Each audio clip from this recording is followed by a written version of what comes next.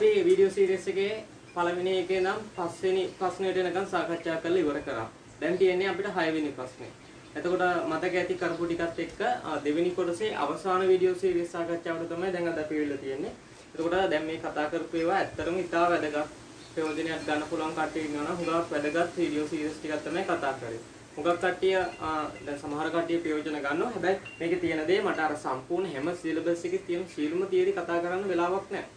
මොකද මම මේ වීඩියෝ සීරීස් එක උඩරිම කෙටි වෙන්න තමයි හදලා තියෙන්නේ. ඒ නිසා මේවයි මොනවා හරි ප්‍රශ්න තිබුණොත් කියන්න ඒ පාඩමට අදාළ වෙනම සීරීස් එකක් කරන්න. වෙනම වීඩියෝ එකක් කරන්න පුළුවන්. ඒ නිසා මේ ගන්න පුළුවන් ටිකෙන් උඩරිම ප්‍රයෝජන ගන්න. මේ ඊළඟට දැන් මේ කතා කරන 6 වෙනි ප්‍රශ්නේත් ඉතා වැදගත්. මොකද මේකට වෙලාව යන අවම වෙලාවකින් කරන්නත් පුළුවන්. අනිත් එක ලේසි ප්‍රශ්නයක් තමයි 6 වෙනි ප්‍රශ්නේ තියෙන්නේ. හැබැයි ප්‍රශ්න තුනක් තියෙනවා. බය වෙන දෙයක් නැහැ. ප්‍රශ්න තුන තිබුණාට අනිත් ප්‍රශ්නවත් එක්ක සාපේක්ෂව යන වෙලාව අඩුයි. අඩුවෙම කරන්න පුළුවන් ප්‍රශ්න ටිකක් තමයි 6 වෙනි ප්‍රශ්නේ කතා කරන්නේ. හරි. 6 වෙනි ප්‍රශ්නේ එහෙනම් 2020 පේපරේ අපි අවසාන වීඩියෝ සීරීස් එකෙන් කතා කරන්න යනවා 6 වෙනි ප්‍රශ්නේ. හරි. එහෙනම් 6 වෙනි ප්‍රශ්නේ ගන්න. 6 වෙනි ප්‍රශ්නේ බැලුවොත් තියෙනවා කොටස් තුනක්. අයන්නයි, ආයන්නයි, ඉයන්නයි. අයන්න තියෙන්නේ ගිණුම් කරන අනුපාත වලින් අහපු ප්‍රශ්නයක්. ආයන්න තියෙන්නේ ආයෝජනයේදී අපේ ගිණුම් කරන්නේ තියෙන කළමනාකරන ගිණුම් කරන්නේ තියෙන අවසාන පාඩම. ඉයන්න තියෙන්නේ ආන්තික පිරිවැය. ඒ කළමනාකරන ගිණුම් කරන්නේ තියෙන පාඩම් දෙකක්. කළමනාකරන ගිණුම් කරන පාඩම් දෙකක් එක මූල්‍ය ගිණුම් කරන පාඩමක් තියෙනවා ගිණුම් කරන අනුපාත. ඔන්න ඔය පාඩම් තුනෙන් තමයි ප්‍රශ්නේ හැදිලා තියෙන්නේ. බැලුවොත් අයන්න තියෙන ප්‍රශ්නේ. අයන්න තියෙන ප්‍රශ්නේ ලකුණු තියෙනවා ලකුණු 10ක්. ඊළඟට ආයන්න තියෙන ප්‍රශ්නේ ලකුණු 10යි. ඉයන්න ලකුණු 20යි. ඔන්න ඔහොම ප්‍රශ්න තුනකින් තමයි සමගිතාව තියෙන ලකුණු 40 හැදිලා තියෙන්නේ ওই විදිහට. හරි. මේ ප්‍රශ්නේ අමාරු නෑ. මේ ප්‍රශ්නේ 6 වෙනි එක දේශියෙම කරන්න පුළුවන්. ඒ නිසා මම අනිවාර්යයෙන්ම කියනවා තෝරා ගන්නකොට මේ 6 වෙනි ප්‍රශ්නේ අනිවාර්යයෙන්ම තෝරා ගන්න. දැන් මේ වීඩියෝ සීරීස් එක අවසාන වශයෙන් කියන්නත් තියෙන අර ක්‍රියාප තමයි මේවා හොඳට කරලා ප්‍රැක්ටිස් කරන්න. වැදගත්ම වෙන්නේ 2021 විභාග ලියන කට්ටිය තමයි වැදගත්. 2022ත් එහෙමයි. නව සිලබස් එකෙන් අපු පේපරයක් නේ. හොඳට ප්‍රැක්ටිස් කරන්න, තව අභ්‍යාස කරන්න, ඉක්මනින් කරන්න පුළුවන් වෙන ඕන. ඉඩ වෙන් කිරීම ඉක්මන් කරලා හදන්න පුළුවන් උපරිම වේගෙන් මේවා හොඳට කරලා හුරු වෙන්න. එහෙම කරොත් හොඳ මේ මම කරන මගේ මේ මහන්සියෙන් ප්‍රයෝජනයක් තියෙනවා. ඒ නිසා මේ වීඩියෝ සීරීස් එකෙන් ගන්න මහන්සියෙන් උපරිම ප්‍රයෝජනයක් ගන්න. එතකොට වැදගත් මේ හැමදේම හොඳට අධ්‍යයනය කරන. එතකොට මේ සිලබස් එක සම්පූර්ණයෙන්ම අපි කතා කරලා බහුවන 50ක් කතා කරා. පළවෙනි කොටස සම්පූර්ණයෙන්ම කතා කරා. මෙතනින් දෙවෙනි කොටසත් කතා කිරීම අවසන් වෙනවා. එතකොට මේ සීරීස් දෙකෙන් උපරිම ප්‍රයෝජන ගන්නයි කියලා තමයි මම ඉල්ලන්නේ. හරි. ගන්න එහෙනම් අපි 6 වෙනි ප්‍රශ්නේ. 6 වෙනි ප්‍රශ්නේ අපි අයන්නට යමු. අයන්න ඇවිල්ලා තියෙන ගිණුම් කරන අනුපාත. ගිණුම් කරන අනුපාතයෙන් තමයි ප්‍රශ්න ඇවිල්ලා තියෙන්නේ. මතකනේ මූල ගිණුම් කරන්නේ අවසාන පාඩම ගිණුම් කරන අනුපාත. ඒකේ තියෙන්නේ සමාගම් වල ආදායම් ප්‍රකාශයෙන් එන සුද්ධ ලාභය. හිතුවොත් සරල උදාහරණයක් ගත්තොත් ආදායම් ප්‍රකාශයෙන් සුද්ධ ලාභය. ඒ ව්‍යාපාරයේ සුද්ධ ලාභය තියෙනවා, B ව්‍යාපාරයේ සුද්ධ ලාභය තියෙනවා. ඒ ව්‍යාපාරයේ සුද්ධ ලාභය තියෙනවා 2000ක්. ලක්ෂ 20ක්. B ව්‍යාපාරයේ සුද්ධ ලාභය තියෙනවා ලක්ෂ 30ක්. මොකක්ද හොඳ සමාගම කියලා තෝරගත්තොත්? තෝරනවා වැඩි ලාභයක් තියෙන්නේ B සමාගම ලක්ෂ 30ක් කියලා තෝරනවා. හැබැයි ඒක සාර්ථක නැහැ. මොකද ඒ ව්‍යාපාරයේ තියෙන ප්‍රාග්ධනයට සාපේක්ෂව B ව්‍යාපාරයේ තියෙන ප්‍රාග්ධනය වැඩි. එතකොට හැබැයි ඒ ව්‍යාපාරයේ තියෙන ප්‍රාග්ධනයට සාපේක්ෂව ඒ ව්‍යාපාරයේ ලාභය හොඳයි. B ව්‍යාපාරයේ තියෙන ලාභයට සාපේක්ෂව B ව්‍යාපාරයේ ලාභය මදි. ඒ නිසා අන්න එහෙම සසදන්න බෑ. සසදීමට තමයි ගිණුම් කරන අනුපාත කියන එක පාවිච්චි කරන්නේ. ඒතකොට සසදන්න පුළුවන් අතීතයේ තොරතුරු සමග නැත්නම් සමාන දත්තත් එක්ක සසදන්න පුළුවන් නැත්නම් සමාන ව්‍යාපාරයක්. හිතත් ඇඟලුම් ගත්තොත් ඇඟලුම් කර්මාශාලාවත් තවත් ඇඟලුම් කර්මාශාලාවත් එක්ක සසදන්න.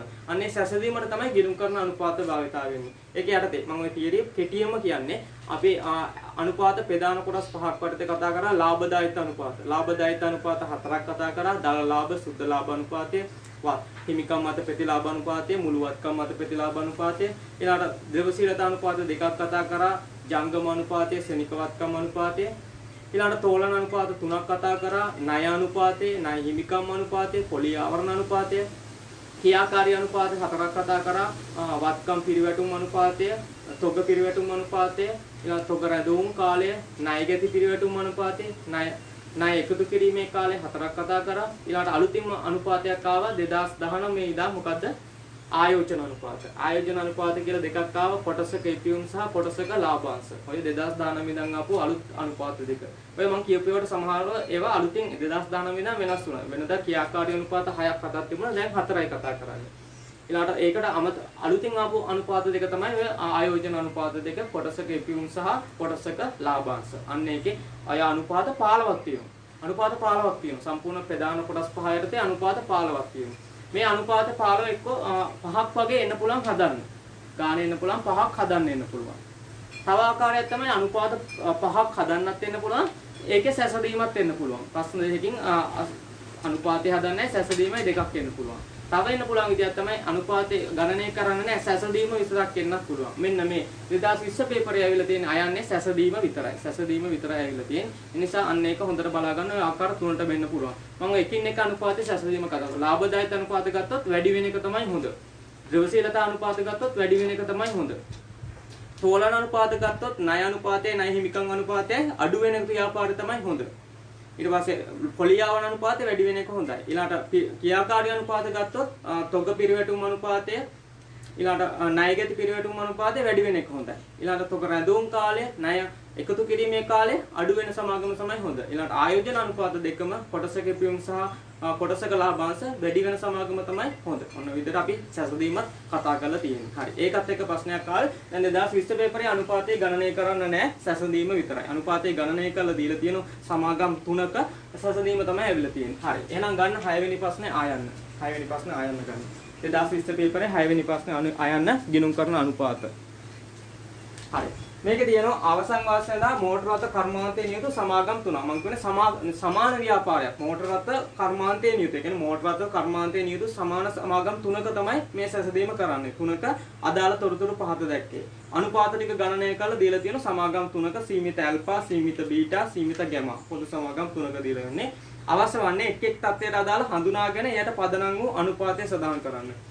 මොකද්ද හොඳ සමාගම අදාළ ඒ තත්ත්වයට අදාළ සමාගම මොකද්ද? ඒකට බලපෑම් කරන අනුපාතය මොකද්ද? ඔන්න ඔය දෙක තමයි ලියන්නේ. එහෙනම් කොටස් දෙකකට බෙදා ගන්න එකක් සමාගම අනිත් එක මොකද්ද අනුපාතය කියලා ප්‍රශ්න පහට. සමාගම අනුපාතය. දෙපැත්තට ගහගන්න සමාගම අනුපාතය කියලා. හරි. ඒකේ යටතේ පළවෙනි එක ඉහළම තෝලන සහිත සමාගම. ඉහළම තෝලනයක් සහිත සමාගම. තෝලනය කියන්නේ මොකද්ද? තෝලන අනුපාත වලින් ගණනය කරේ අපි තෝලනයනේ. තෝලන අනුපාත තුනක් කතා කරා. ණය අනුපාතය, ණය හිමිකම් අනුපාතය, පොලියාවරණ අනුපාතය. හරි. ඒ තුنين අදාළ එකක් තියෙද බලන්න. මේකේ තියෙනවා ණය හිමිකම් අනුපාතය. ඉහළ තෝලනයක් කියන්නේ තෝලනය කියන්නේ සාමාන්‍ය ණය කියන එක. ණය ඉහළ තෝලනයක්. අපි කතා කරා සාමාන්‍ය සමාගමක හිමිකමට වඩා ණය වැඩි නම් ඒකට කියනවා අධි තෝලනයක් කියලා. සමාගමක හිමිකම වැඩි ණයට වඩා හිමිකම වැඩි නම් ඒකට කියනවා අවතෝලනයක් කියලා. ණය වැඩි නම් තමයි කියන්නේ ඉහළ තෝලනයක්. නැත්නම් අධි තෝලනයක් කියලා කියන්නේ. හරි. ණය අනුපාතය කියන්නේ අනිවාර්යයෙන්ම ණය හිමිකම් අනුපාතය වැඩි සමාගම තමයි අහන්නේ. කියන්නේ ණය හිමිකම් අනුපාතය වැඩි වෙනවා කියන එක අවාසියක් අපිට. අවාසියක්. ඒ වගේම ණය වැඩි කියන එක. හිමිකමට වඩා ණය වැඩි කියලා. බලන්න ණය හිමිකම් අනුපාතය තමයි මේක ගන්න එක. ඉහළ තෝලනයක් කියන්නේ ණය හිමිකම් අනුපාතය වැඩිම සමාගම. බලන්න ණය හිමිකම් අනුපාතය සීමිත ඇල්ෆා 65යි, සීමිත බීටා 180යි, සීමිත ගැමා 160යි. එහෙනම් වැඩිම තියෙන්නේ මොකද්ද? සීමිත බීටා. එහෙනම් ඉහළ තෝලනයක් සහිත සමාගම පළවෙනි එකට උත්තරේ සමාගම සීමිත බීටා. සීමිත බීටා. බීටා තමයි ඉහළ තෝලනයක්. ඒ කියන්නේ ණය වැඩි සමාගම. ණය වැඩි සමාගම සීමිත බීටා. ඊළාට ඒක ගත්ත අපි අනුපාතය මොකද්ද? අනුපාතය කියන්නේ ණය හිමිකම්. අනුපාතේ ණය හිමිකම්. ණය හිමිකම් අනුපාතය නැත්නම් ණය අනුපාතය වැඩි වෙනවා කියන්නේ ණය වැඩි කියන එක. ඒ කියන්නේ අධි තෝලනයක් තියෙනවා කියන්නේ. ඒක අවාසි. හොඳ හරිනම් හොඳ අඩු එක. අඩුම එක. ඒ කියන්නේ ණය අපිට ව්‍යාපාරයක හොඳ ණය අඩු වෙලා හිමිකම වැඩි වෙන එකනේ. ණය වැඩි කියන්නේ අපිට අවදානමක් තියෙනවා. එහෙනම් මේකේ අහන්නේ අවදාන වැඩි සමාගම සීමිත බීටා. ණය හිමිකම් අනුපාතයෙන් තමයි ගත්තේ. හොඳ සමාගම ඇහුවනම් කියන්නේ තියෙන අඩුම එක ගත්ත එක මොකද්ද? සීමිත ගැමා හොඳ එක. තෝලනයේ අඩුම එක තමයි හොඳ එක. සීමිත ගැම මේක හරියට තියෙන ඉහළ තෝලනයක්. ඒ නිසා සීමිත බීටා ඒක අනුපාතය ගත්තේ ණය හිමිකම්. ඊළඟට තියෙන තොග භාවිතයේ වැඩිම කාර්යක්ෂමතාවයක් දක්වන ලබන සමාගම. තොග භාවිතයේ වැඩිම කාර්යක්ෂමතාවයක් දක්වන ලබාගම. තොග භාවිතයේ කාර්යක්ෂමතාවය කියන්නේ අපි ක්‍රියාකාරී අනුපාතය මතක ගණනය කරා තොග පිරිවැටුම් අනුපාතය. අන්න ඒකෙන් තමයි ඒක ගණනය කරේ. තොග කාර්යක්ෂමතාවය කියන එක. එහෙනම් බලන්න තොග පිරිවැටුම් අනුපාතය කියලා තියෙනවා. ඒක වැඩි එක අහන්නේ. කාර්යක්ෂමතාවය දක්වනවා කියන්නේ තොග පිරිවැටුම් අනුපාතය වැඩි වෙන එක හොඳයි. වැඩිම ගත්තේ බලන්න තොග පිරිවැටුම් අනුපාතය සීමිත ඇල්ෆා 9.5යි. බීටා 8.3යි සීමිත ගැමා 6.2යි. එහෙනම් මේකෙත් ගන්න පුළුවන් එක තමයි හොඳ එක සීමිත ඇල්ෆා. සීමිත ඇල්ෆා එක තමයි හොඳ. සීමිත ඇල්ෆා.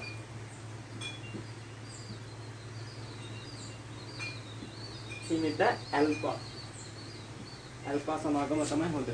අපි ඒක මොකද්ද භාවිතා කරපු අනුපාතයේ තොග පිරිවැටුම්. තොග පිරිවැටුම්. තොග පිරිවැටුම් එකේ තමයි අපි හොයන්නේ. තොග පිරිවැටුම් අනුපාතය වැඩි වෙනවා කියන්නේ ඒ සමාගම හොඳයි. තොග භාවිතයේ කාර්යක්ෂමතාවය වැඩි. කාර්යක්ෂමතාවය වැඩි මේක අහන්නේ. එහෙනම් ගන්න පුළුවන් සීමිත ඇල්ෆා මොකද්ද ගත අනුපාතය? සීමිත ඇල්ෆා අනුපාතය මොකද්ද? තොග පිරිවැටුම. ඊළඟ ඉහළම ද්‍රවශීලතාවයක් සහිත සමාගම. ද්‍රවශීලතාවය කියන්නේ කෙටි කාලින නුඹුන්නත් භාවය. කෙටි කාලින නුඹුන්නත් භාවය. මනින අනුපාත දෙකයි තියෙන්නේ ජංගම අනුපාතයයි ශනික අනුපාතයයි. ද්‍රවශීලතාව වැඩි කියන්නේ ජංගමවත්කම් වැඩි. ඒ කියන්නේ ජංගම අනුපාතය හරි ශනික අනුපාතය හරි වැඩි වෙන එක තමයි ඉහළ ද්‍රවශීලතාවයක් තියෙන්නේ. ඒ කියන්නේ ජංගම වගකීමට වඩා ජංගමවත්කම් වැඩි වෙනවා කියන එක. ජංගමවත්කම් වැඩි සමාගම. එහෙනම් බලන්න ජංගම හරි ශනික හරි දීලා තියෙද කියලා දෙකම දීලා තියෙනවා. වැඩිම සමාගම බලන්න. සීමිත ඇල්ෆා 1.2 1 2.8 1 2.5 මේ ජංගම අනුපාතයේ ශනික අනුපාතයේ දෙකේම වැඩි සමාගම මොකද්ද? වැඩි සමාගම බැලුවොත් සීමිත බීටා. සීමිත බීටා. ඒක ගන්න පුළුවන් අනුපාත දෙකක් තියෙනවා. ජංගම එක ගන්නත් පුළුවන්. නැත්නම් ශනික ගන්නත් පුළුවන්. දෙකේම එකම උත්තරය ඇත්තේ ශනික. ශනික. ජංගම නැත්නම් ශනික. ශනිකවත්කම අනුපාතය. ඔය දෙකම ගන්න පුළුවන්. මම කියන්නේ ද්‍රවශීලතාවය කියන්නේ මනින්නේ ජංගම අනුපාතයයි ශනිකවත්කම අනුපාතයයි. ද්‍රවශීලතා අනුපාතය කියන්නේ ජංගම අනුපාතය හරි ශනිකවත්කම අනුපාතය වැඩි වෙන සමාගම තමයි ඉහළ ද්‍රවශීලතාව. කියන්නේ ජංගමවත්කම වැඩි සමාගම. ඒක ගන්න පුළුවන් සීමිත බීටා. ජංගම අනුපාතය මත කියන්නේ ජංගමවත්කම බෙදීම ජංගම වගකීම්. ශනික අනුපාතය කියන්නේ ද්‍රව ශනිකවත්කම් බෙදීම ජංගම වගකීම්. ශනිකවත්කම් කිව්වේ ජංගමවත්කම් වලින් තොගයයි ඉදිරියට කළ ගෙවීමේ අඩු කරාට පස්සේ නේක. ඒකෙන් අඩු කරාට පස්සේ තමයි ජංගම වගකීම් වෙන්නේ. එහෙනම් ජංගම අනුපාතයේ දෙකම ගත්තොත් ශනික අනුපාතයේ දෙකම ගත්තොත් ඒකේ වැඩිම ගාණක් තියෙන සමාගම මොකද්ද? සීමිත බීටා. එහෙනම් මේකේ උත්තරේ සීමිත බීටා අනුපාතයට යන පුළුවන් ජංගමයි ශනික වත්කම් අනුපාතයයි. ඊළඟ තුන්වෙනි ප්‍රශ්නේ 4 ආයෝජනයේ මත වැඩිම ප්‍රතිලාභයක් ජනනය කරන සමාගම. ඕක බලන්න පුළුවන් ලාභදායක අනුපාතය මතින්. ලාභදායක අනුපාත කියනකොට දල ලාභ අනුපාතය, සුද්ධ ලාභ අනුපාතය, හිමිකම් මත ප්‍රතිලාභ අනුපාතය, මුළුවත්කම් මත ප්‍රතිලාභ අනුපාතය. ඒ කියන්නේ වැඩි ලාභයක් සහිත සමාගම. එතකොට මේ අනුපාත හතරේ. ඒ අනුපාත හතරේ මොකක් හරි වැඩි වුණොත් අන්නේ සමාගම තමයි හොඳ ප්‍රතිලාභයක් ජනනය කරන සමාගම කියලා කියන්න පුළුවන්. බලන්න මේ අනුපාත හතරේ මේක ගන්න පුළුවන් එකක් තියෙද කියලා? තියෙනවා. දල ලාභ අනුපාතය නෑ, සුද්ධ ලාභ අනුපාතය නෑ. හිමිකම් මත ප්‍රතිලාභ අනුපාතය නැහැ. හැබැයි මුළුවත්කම් ප්‍රතිලාභය තියෙනවා. අන්න ඒක හතරෙන් මොකක් හරි වැඩි එකක්. බලන්න මුළුවත්කම් මත ප්‍රතිලාභ අනුපාතයේ සීමිත ඇල්ෆා තියෙන්නේ 9යි, සීමිත බීටා 12යි, සීමිත ගැමා 114යි. එහෙනම් වැඩි තියෙන්නේ මොකද්ද? සීමිත ගැමා. එහෙනම් මේකේ උත්තරය හොඳ සමාගම සීමිත ගැමා. ගත්ත අනුපාතය මොකද්ද? මුළුවත්කම් ප්‍රතිලාභ අනුපාතය. මුළුවත්කම් ප්‍රතිලාභ අනුපාතය. මුළුවත්කම් ප්‍රතිලාභ අනුපාතය. ආයෝජනය මත වැඩිම ප්‍රතිලාභ කියන්නේ ලාභදායක අනුපාත. අනේ ලාභදායක අනුපාත 4යි. දල ලාභ, සුද්ධ ලාභය, මුළුවත්කම් ප්‍රතිලාභ, හිමිකම් මත ප්‍රතිලාභ අනුපාතය. ඕව වැඩි වෙන එක තමයි හොඳ සමාගම කියලා කිව්වා. එහෙනම් මේ මුළුවත්කම් මත ප්‍රතිලාභ අනුපාතය විතරයි දීලා තියෙන්නේ. ඒකේ වැඩි තියෙන්නේ සීමිත ගැමා එකේ 114ක් තියෙනවා. එහෙනම් ඒක තමයි හොඳ. ආයෝජන මත වැඩි ප්‍රතිලාභයක් තියෙන්නේ සීමිත ගැමා පොදු සමාගම. අංක 5 ගනුදෙනුකරුවන්ගේ මුදල් එකතු කිරීමේදී වැඩි කාර්යක්ෂමතාවයක් දක්වනු ලබන සමාගම. ගනුදෙනුකරුවන්ගේ මුදල් එකතු කිරීමට අදාළ මේ අනුපාතය අපි කතා කරා ණය ගැති පිරිවැටුම් අනුපාතය. ඒක දීලා තියෙද බලන්න. ණය ගැති පිරිවැටුම් අනුපාතය. හරි. ඒකේ වැඩිම එක තමයි වැඩිම ණය ගැතියන්ගෙන් වැඩිම ණය වාර එකතු කරපු සමාගම කියලා කියන්නේ. ණය ගැති පිරිවැටුම් අනුපාතය වැඩි වෙලා තියෙන්නේ මොකේද? සීමිත බීටා. සීමිත බීටා. එතකොට ඒක ගත්ත අනුපාතය මොකද්ද? අනුපාතය කියන්නේ ණය ගැති පිරිවැටුම්. මම කියවනේ ණය ගැති පිරිවැටුම් අනුපාතය වැඩි වෙනවා කියන්නේ ණය ගැතියන්ගේ මුදල් එකතු කර ඇති වාර ගණන වැඩි වෙනවා කියන එක. වැඩිම සමාගම තියෙන සීමිත බීටා මොකක්ද ඒකට අදාළ අනුපාතය? ණය ගැති පිරිවැටුම් අනුපාතය. ණය ගැති පිරිවැටුම් අනුපාතය. ඒක වැඩි වෙන එක හොඳයි. ණය එකතු කිරීමේ කාලය නම් අඩු වෙන එක තමයි හොඳ. දැන් මේකෙත් එහෙමයි. තොග පිරිවැටුම් අනුපාතය වැඩි වෙන එක හොඳයි. තොග රැඳුම් කාලය අඩු වෙන එක තමයි හොඳ. අඩු වෙන එක තමයි හොඳ. ඕකේ අපි සැසදීම හුඟක් කතා කරලා තියෙනවා. ඔන්න ඔකට උත්තර ටික ඔන්න ඔකේ තමයි ඉන්නේ. මේක විනාඩි 5ක්වත් යන්නේ නැහැ කරන්න. අදාළ අනුපාතය හොයාගත්තා. මොකද්ද සමාගම කියලා හොයාගත්තා. ඒ දෙක දාන එක තමයි තියෙන්නේ. මම ওই කෙටියෙන් මේ ටික කිව්වේ. අපි ওই සැසදීම හුඟක් කරලා තියෙනවා. උඩේගේ තෝලනය මනින අනුපාතය තමයි ණය හිමිකම් එක. තොග භාවිතය වැඩි කාර්යක්ෂමතාවය දක්වන්නේ නැහැ. තොග පිරිවැටුම් අනුපාතය, ද්‍රවශීලතාව මනින්න පුළුවන් ජංගම හෝ ශනික අනුපාතය, ආයෝජනයේ මත ප්‍රතිලාභ බලන්න පුළුවන් ලාභදායක අනුපාත හතරෙන් තියෙන මුළුවත්කම් ප්‍රතිලාභය, ගනුදෙනුකරුවන් මුදල් එකතු කිරීමට අදාළ අනුපාතය තමයි ණය ගැති පිරිවැටුම්. ඒකට අදාළ එක වැඩි එක තමයි ගන්න. හරි. මේකේ ගත්තෙත් වැඩි එක, තොග පිරිවැටුම් ගත්තෙත් වැඩි එක, ජංගම එකෙත් වැඩි එක ගත්තේ, මුළුවත්කම් ප්‍රතිලාභෙත් වැඩි එක ගත්තේ, ණයගති පිරිවැටුම් අනුපාතෙත් වැඩි එක ගත්තේ. මේ හතර හොඳයි. පළවෙනි එකෙන් ගත්තේ වැඩි එක කියන්නේ ඉහළ තෝලනයක්. ඒ කියන්නේ වැඩි ණයක් කියන එක තමයි අහලා තිබුණේ. ඒක නිසා තමයි සීමිත බීටා ගත්තේ. හරි. එහෙනම් සීමිත බීටා, දෙකට සීමිත ඇල්ෆා, සීමිත තුනට සීමිත බීටා, හතරට සීමිත ගැමා, පහ සීමිත බීටා. ඔන්න ටික තමයි උත්තර ටික වෙන්නේ. හරි. ඔන්න ඕක තමයි ගිණුම් කරන අනුපාතය. මේක සැසඳීම විතරයි. කිසිම අනුපාතයක් ගණනය කරන්න නැහැ. විභාගෙ එන්න පුළුවන් අනුපාතය ගණනය කරලා සැසඳීම හදන්න පුළුවන්. අනුපාතය විතරක් හදන්න එන්නත් පුළුවන්. නැත්නම් සැසඳීම විතරක් එන්න පුළුවන්. 2020 පේපරේ ඇවිල්ලා තියෙන්නේ සැසඳීම විතරයි. හරි. මම කෙටියෙන් කිව්වේ මොකද මම ওই අනුපාත ගැන ඕනනම් කියන්නම් සැසඳීම ගැන සම්පූර්ණ වීඩියෝ එකක් කරන්න. මම මේකට අදාළ ටික විතරයි මෙතන කිව්වේ. මේ ටිකට අදාළ විතරයි. මේක පොඩ්ඩක් බලා ගන්න හොඳට. හරි. එතනින් අපි අයන්න කොටස කරලා ඉවරයි. සරි සරලයි. විනාඩි 2-3ක් යන්නේ මේක කරන්න අයන්න. ඒ කියන්නේ මේ ලකුණු 10ක් එමුණාට. ලකුණු 10ක් ගන්න පුළුවන් ඔන්න විදිහට සරල විදිහට. හරි. එහෙනම් අපි ගිණුම් කරන අනුපාත කරලා ඉවරයි. ඊළඟට අපි ආයන්නට යමු. ආයන්න කරන්න. හරි. අපි ආයන්න කතා කරලා ඉවර කරා ගිණුම් කරන අනුපාත. මම සරලව මේ ගානට දාලා විතරක් කතා කරන්නේ. ඊළඟට අපි ආයන්න කතා කරමු. ඒකේ තියෙන්නේ ආයෝජන ඇගීම් පාඩමෙන් ආපු ගාන. බලා ගන්න ආයෝජන ඇගීම් ආපු පාඩමෙන් ආපු ගානක් තියෙන්නේ. ආයෝජන ඇගීම් කියන්නේ කළමනාකරන ගිණුම් කරන්නේ තියෙන කොටසක්. මේකේ සම්පූර්ණයෙන්ම අවසාන පාඩම අපේ ගිණුම් කරන කියන සිලබස් එකේ අවසාන පාඩම ආයෝජන ඇගීම් කියන පාඩම. මතක ඇති ආයෝජන ඇගීම් පාඩමේ අපි තුනක් ගණන් කරනවා. එකක් තමයි මුළුවත්කම් මත ප්‍රතිලාභ අනුපාතය ARR. ඒක හොයන්නේ සාමාන්‍ය වාර්ෂික සුද්ධ ලාභයේ බෙදෙන සාමාන්‍ය ආයෝජනය. සාමාන්‍ය කියන්නේ බහුවන වලට. ඒක ප්‍රධාන ගණන් වලට එන්නේ නැහැ. ඊළඟට දෙකක් හදනවා පිළිගෙවුම් කාලයයි සුද්ධ වර්තමානයයි. මේ දෙක නම් ප්‍රධාන ගණනකට හුඟක් වෙලාවට එන්න පුළුවන්. පිළිගෙවුම් කාලය සුද්ධ වර්තමානයයි. ඔය පිළිගෙවුම් කාලේ සුද්ධ වර්තමානයගේ හදන්න කලින් අපි එකක් හදා ගන්නවා මුදල් ගලායම් සහ ගලායම් ප්‍රකාශය. ගලායම් සහ ගලායම් ප්‍රකාශය. ඒකේ මම කියලා ඇති ආරම්භක වර්ෂය, පළවෙනි වර්ෂය. ඒ කියන්නේ බිඳු වර්ෂය. ආරම්භයේ මුදල් ගලායම් සහ ගලායම්. ආරම්භය වෙන්න පුළුවන් ඒව මොනවද? එකක් තමයි මේක හුඟක් වෙලාවට වෙන්නේ යන්ත්‍රයක් පැවති යන්ත්‍රයක් විකුණලා අලුතින් යන්ත්‍රයක් මිලදී ගැනීම හොඳද නරකද කියලා තීරණය කරන එකනේ. ඒකට මුලින්ම වෙන්න පුළුවන් පැවති යන්ත්‍රය විකුණුම් වටිනාකම බිඳු වර්ෂය. ඊළඟට නව යන්ත්‍රයේ ගැනුම් මිල ඒකත් එක්ක ගෙනීමේ කුලි ස්ථාපිත කිරීමේ වියදම මේ ඔක්කොම එක තිබුණා නම් ආරම්භක බිඳු වර්ෂයට එනවා. ඊළඟට කතා කර ඇති ආරම්භක කාරක ප්‍රාග්ධන යෙදීමක් තිබුණොත් ඒකත් බිඳු අවුරුද්දට එනවා. ඊළඟට අපි පර්යන්ත අවසාන මුදල් ප්‍රවාහයට ඇතුළත් වෙන දෙකක් ප්‍රධාන දෙකක් තියෙනවා. සුම්බුන් අගයයි සුම්බුන් අගය සහ කාරක ප්‍රාග්ධන අර මුලදී යොදන එක අපසු ලැබී ඊළඟ හැම වර්ෂෙම වාර්ෂික මුදල් ප්‍රවාහ වලට 1 2 3 4 එනවා. ඒ මෙහෙයුම් වියදම් ඒක ඉස්සලා විකුණුම් වැඩි වීම ඒක ගලා ඒමක් මෙහෙයුම් වියදම් වැඩි වීම ඔය වගේ තිබුණොත් අන්න ඒ ටික තමයි වාර්ෂික මුදල් ප්‍රවාහ වලට ඇතුළත් වෙන්නේ. ඔය ටික අපි කතා කරලා තියෙනවා. ඒ වගේම මුදල් ප්‍රවාහ වලට ගන්න නැති දෙකක් කියලා තියෙනවා. එකක් තමයි අපි ගන්නෙ නැහැ ෂෙයා වියදම. ෂෙයා වියදම් කියන එක මුදල් ප්‍රවාහ වලට ගන්න නැහැ. ඊළඟට පොලී වියදම් ගන්න නැහැ. ගිලුණු පිරිවැය. ගිලුණු පිරිවැය කියන ඒවත් මුදල් ප්‍රවාහ chart එකට මුදල් ගලායම් සහ ගලායම් එකට ගන්නෙ නැහැ. හරි. අපි ගමු ආයන්න 2020 ආයන්න. ඒකේ පළවෙනි එක අහන්නේ ව්‍යාපෘතයේ එක් එක් වර්ෂය සඳහා මුදල් ගලායම් සහ ගලායම් ලේඛනයක්. හරි. මේ විදිහට මුදල් ගලායම් සහ ගලායම් ප්‍රකාශයක් ගහගන්න නැත්නම් ලේඛනයක් ගහගන්න. එතකොට මේකේ පේනවා අවුරුදු 5ක් තියෙනවා. 5ක් තියෙනවා කියලා පේනවා අවුරුදු 5ක යන්ත්‍රයක් තියෙන්නේ. ඒතර බිඳුව අවුරුද්දත් එක්ක ගන්න ඕන. බිඳුව කියන්නේ ආරම්භක මුදල් ප්‍රවාහ බිඳුවත් එක්ක බිඳුව 1 2 3 4 5. 5කට ඒතර තීරු 6කට ගහගන්න. පල්ලෙහාට රුල් 10ක් විතර තිබුණාම ඇති 10ක් 15ක් විතර ගන්න. එක මේ පැත්තේ මුදල් ගලායෙන් රුල් 5ක් 6ක් තියාගන්න. ගලායෙන් රුල් 6ක් 7ක් තියාගන්න. අවසාන උත්තරේ සුද්ධ මුදල් ප්‍රවාහ. සුද්ධ මුදල් ප්‍රවාහ. ඒතර බිඳුව 1 2 3 4 5 5කට ගන්න ඕනේ.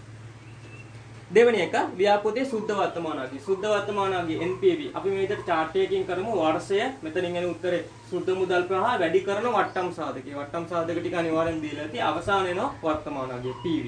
මේ විදිහට ඉලෙවෙන් කරගන්න රුල් 6ක් 7ක් වගේ ගහගන්න එක. වර්ෂය සුද්ධ මුදල් ප්‍රවාහය වට්ටම් සාධකය අවසාන PV වර්තමානාගය PV. අවසාන එක අහන්නේ සුද්ධ වර්තමානාගය මත මිලදී ගැනීම යෝග්‍යද යන නිර්දේශ කිරීම. හරි. නිර්දේශය කියනත් රුල් 2ක් 3ක් තියාගන්න. මේක රුල් 6කට 7කට වගේ ගහුවා නම් ඇති. 7ක් 8ක් වගේ ගහගන්න.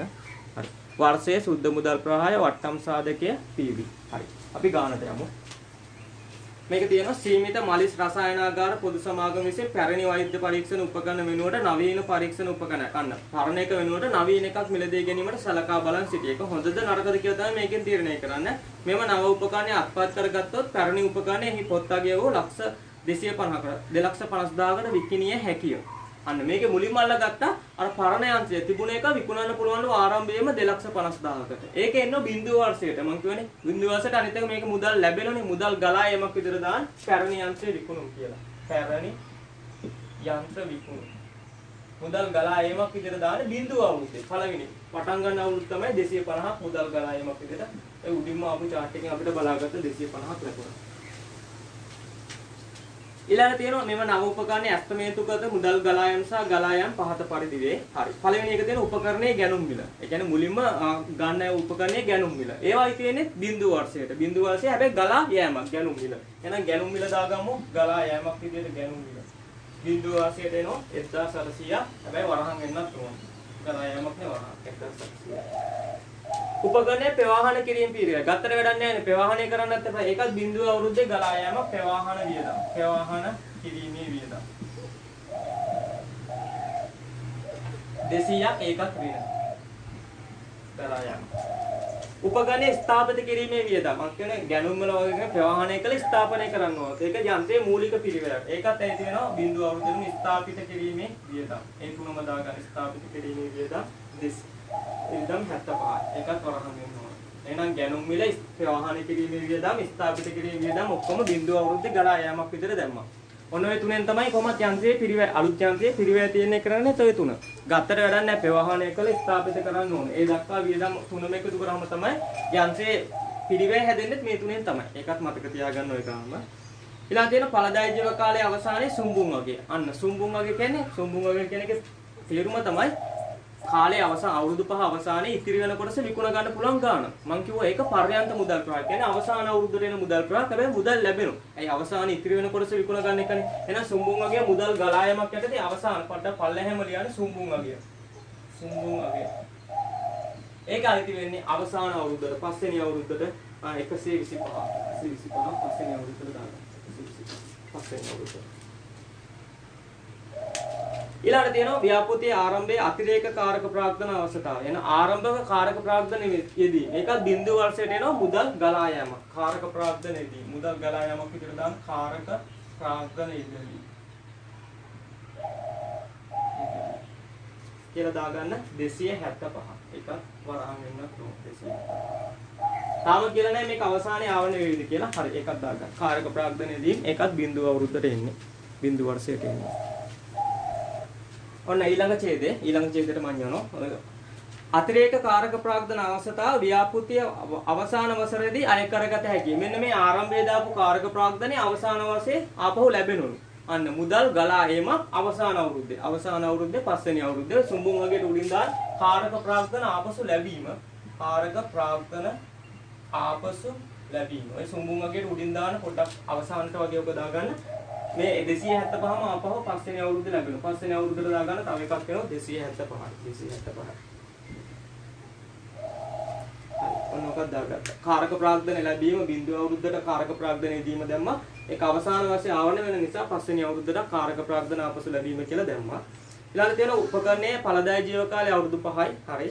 මෙම උපකරණයේ මිලදී 5යි තියෙන අවුරුදු 5ක් තියෙනවා. මෙම උපකරණයේ මිලදී ගතව සමාගමේ බදු පසු ලාභයේ වාර්ෂික වැඩි වීම හැම අවුරුද්දෙම ලාභය වැඩි වෙනවලු 2,10,000ක් ලෙස ඇස්තමේන්තු කර ඇත.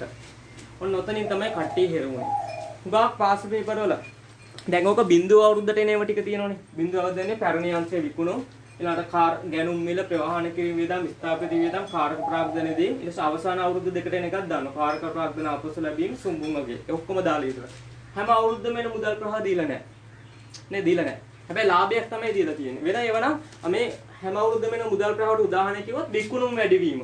හැම අවුරුද්දම විකුණුම් වැඩිවීම කිව්වොත් ලැබීමක් නේ ගලා යෑමක් නේ හැම අවුරුද්දම දාගෙන යනවා විකුණුම් වැඩි වෙච්ච ඒවා. ඊළඟ මෙහෙයුම් වියදම් ගෙවීම.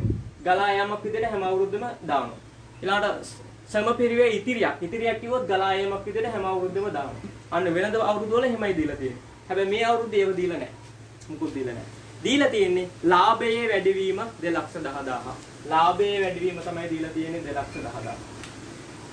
දැන් මොකද කරන්නේ? මේක තමයි හුඟක් කටේ මේ හැම අවුරුද්දෙම දාලා තියෙන්නේ ලාභයේ වැඩිවීම 2,10,000.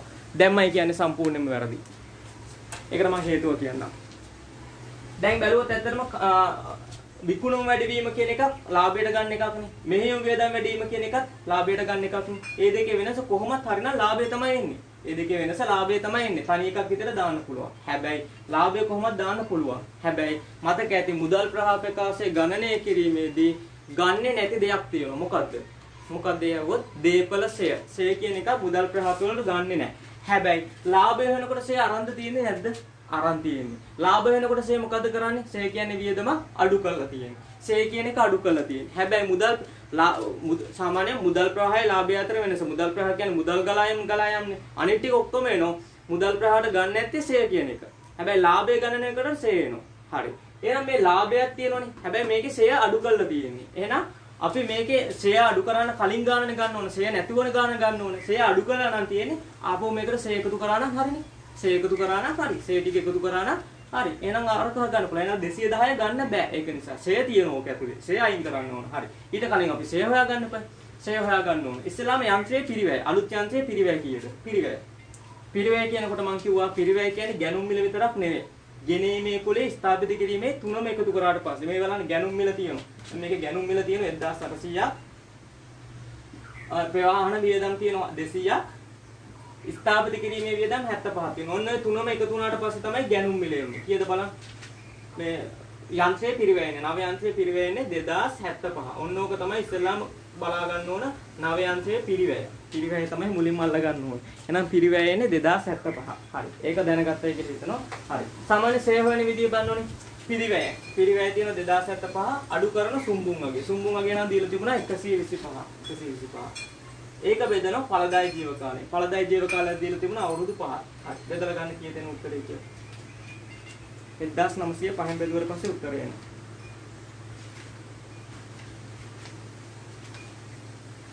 කීයද උත්තරය එන්නේ? එතකොට මේක කරාට පස්සේ 125ක් ගියාම 1900යි. ඒක බෙදීම 5. 1900 බෙදීම 5. 1900 බෙදීම 5. බලන්න 3යි 40ට 8යි. කීයක් එනවද? 380ක් එනවා සේ. මේ ආවේ සේ. වර්ෂයක සේ වියදම. වර්ෂයේ සේ ආවේ එතකොට කීයක් එනවද? 380ක්. හරි. ඊළඟ දේ දැන් මම කියවනේ අනිත් දේ ඊළඟ දේ මොකද්ද? ඊළඟ දේ මම කිව්වා මේ ෂේ කියන එක අපේ මේ මුදල් ප්‍රවාහකරණයේදී ගන්න නැහැ. හරි. දැන් මේකේ බලන්න මුදල් ප්‍රවාහ ප්‍රකාශය ගණනය කිරීමේදී හැම අවුරුද්දෙම ලාභය වැඩි වීම කීයක් තියෙනවද? හැම අවුරුද්දෙම ලාභය වැඩි වීම. බලන්න හැම අවුරුද්දෙම ලාභය වැඩි වීම කීයක් තියෙනවද කියලා. හරි පොඩක් කරන්දුනා මෙතන 2075 120ක් අඩු කරලා පහෙන් බෙදන්න තියෙනවා 2075 පිරිවැය ගත්තා සුම්බුන් වගේ දීලා තිබුණා 125 පහෙන් බෙදුවා එතකොට බලන්න 2075 125 කරු කරාට පස්සේ 1950 නේ 1950 තමයි පහෙන් බෙදන්න ඕනේ 1950 පහෙන් බෙදන්න බලන්න කීය දෙන්නේ කියලා 3යි 390යි ඔන්න ඕක තමයි ෂෙයා වියදම ෂෙයා කියලා එන්නේ 390 ෂෙයා වියදම එන්නේ 390යි. හරි. අන්න ඔක ඉස්සෙල්ලා අල්ල ගන්න ඕන ෂෙයා වියදම 390. හරි. දැන් ඊළඟට මේකේ හැම අවුරුද්දෙම ලාභය දීලා තිබුණා. හැම අවුරුද්දෙම ලාභය කියලා තිබුණේ. ලාභය වැඩි වීම 210යි. මේක තමයි ලාභය. ලාභය 210යි. අපිට ඕන ලාභය නෙවෙයි මුදල් ප්‍රවාහ ප්‍රකාශය. මුදල් ප්‍රවාහ ප්‍රකාශය නෝර ලාභය නකොට ඔක්කොම තියෙනවා. හැබැයි ෂෙයා කියන එක ගන්න නැහැ. දැන් ලාභයේදී ෂෙයා අඩු කරලා තියෙන්නේ. මේ 390 අඩු කරලා තියෙන්නේ. එහෙනම් මේක මුදල් ප්‍රවාහ කරන්න තා මොකද කරන්න ඕන? මේකට මෙන්න මේ ෂෙයා ගාන එකතු කරනවා. අඩු කරන්න තියෙන අඩු කරපු එක අයින් කරන්න ආපහු එකතු කරා. එතකොට බලන්න මුදල් ප්‍රවාහ කීයක් එනවද කියලා හැම අවුරුද්දෙම 600. ඔන්න ඔය 600 ගන්නේ ෂෙයා කියන එක අඩු කරපු එක අයින් කරන්න ආපහු ෂෙයා ටික එකතු කරලා. මොකද ෂෙයා කියන එක මේක ගන්න නැහැ. මට ලාභය වෙනකොට ෂෙයා වියදම අඩු කරලා තියෙනවා. අඩු කරපු එකක් අයින් කරන්න ආපහු එකතු කරා නම් හරි 390ක් එකතු කරා නම් හරි 600. එහෙනම් හැම අවුරුද්දෙම ලාභයේ වැඩිවීම. හැම අවුරුද්දෙම ලාභයේ වැඩිවීම. මුදල් ප්‍රවාහ විදියට ගන්න කීයද? මුදල් ප්‍රවාහ විදියට ගන්න කීයද? 600. එදා ගන්න මෙතන දාගන්න මුදල් ගලා යමක් නේ.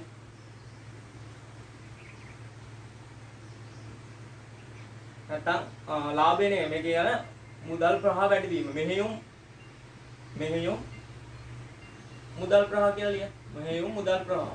හැම අවුරුද්දේ. මෙහෙයුම් මුදල් ප්‍රවාහ කියලා ලියලා හැම අවුරුද්දේ එකේ ඉඳන් පටන් ගන්න. එකේ 600යි, දෙවෙනි අවුරුද්දේ 600යි, තුන්වෙනි අවුරුද්දේ 600යි, හතරවෙනි අවුරුද්දේ 600යි, පස්වෙනි අවුරුද්දේ 600යි. හුඟක් කට්ටිය ඔගේ දාලා තියෙන 210යි.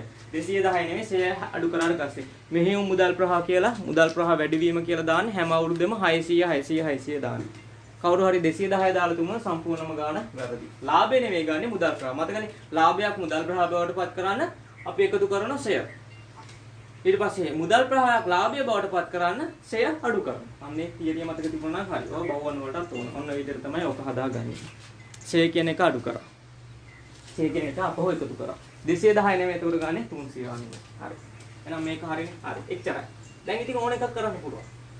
ඒ ටික තමයි ඕන. දැන් එච්චරයිනේ තියෙන්නේ. එච්චරයි ගානේ තියෙන්නේ වෙන ඊළඟට තියෙන්නේ පල්ලෙහා දීලා තියෙනවා අපේක්ෂිත පෙදලා බලන වට්ටම් සාධක. වට්ටම් සාධක ඕන වෙන්නේ සුද්ධ වර්තමාන අගය. වෙන දැන් මේක තුලනය කරගන්න. මේක තුලනය කරගන්න.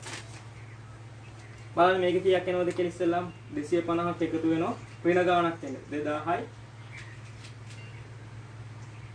2350යි 2350යි 2000යි 2350 බලන්න කීයද එන්නේ කියලා මේක එකතු කරලා. මේ ටික එකතු කරාම 2000යි 2350යි 350ක් අඩු වෙනවා. 250ක් අඩු වෙනවා කී. කීයද පළවෙනි එකට එන්නේ? 2100යි හැබැයි ඍණය. ඇයි වැඩි ඍණනේ? ඍණ එන්නේ වැඩි ඍණ නිසා ඒක දාන්න. 2100. ඊට මේකේ ඉන්නේ 600යි, මේකේ ඉන්නේ 600යි, ඊළඟ එකේ ඉන්නේ 600යි, 600යි. මේක දුර 6යි.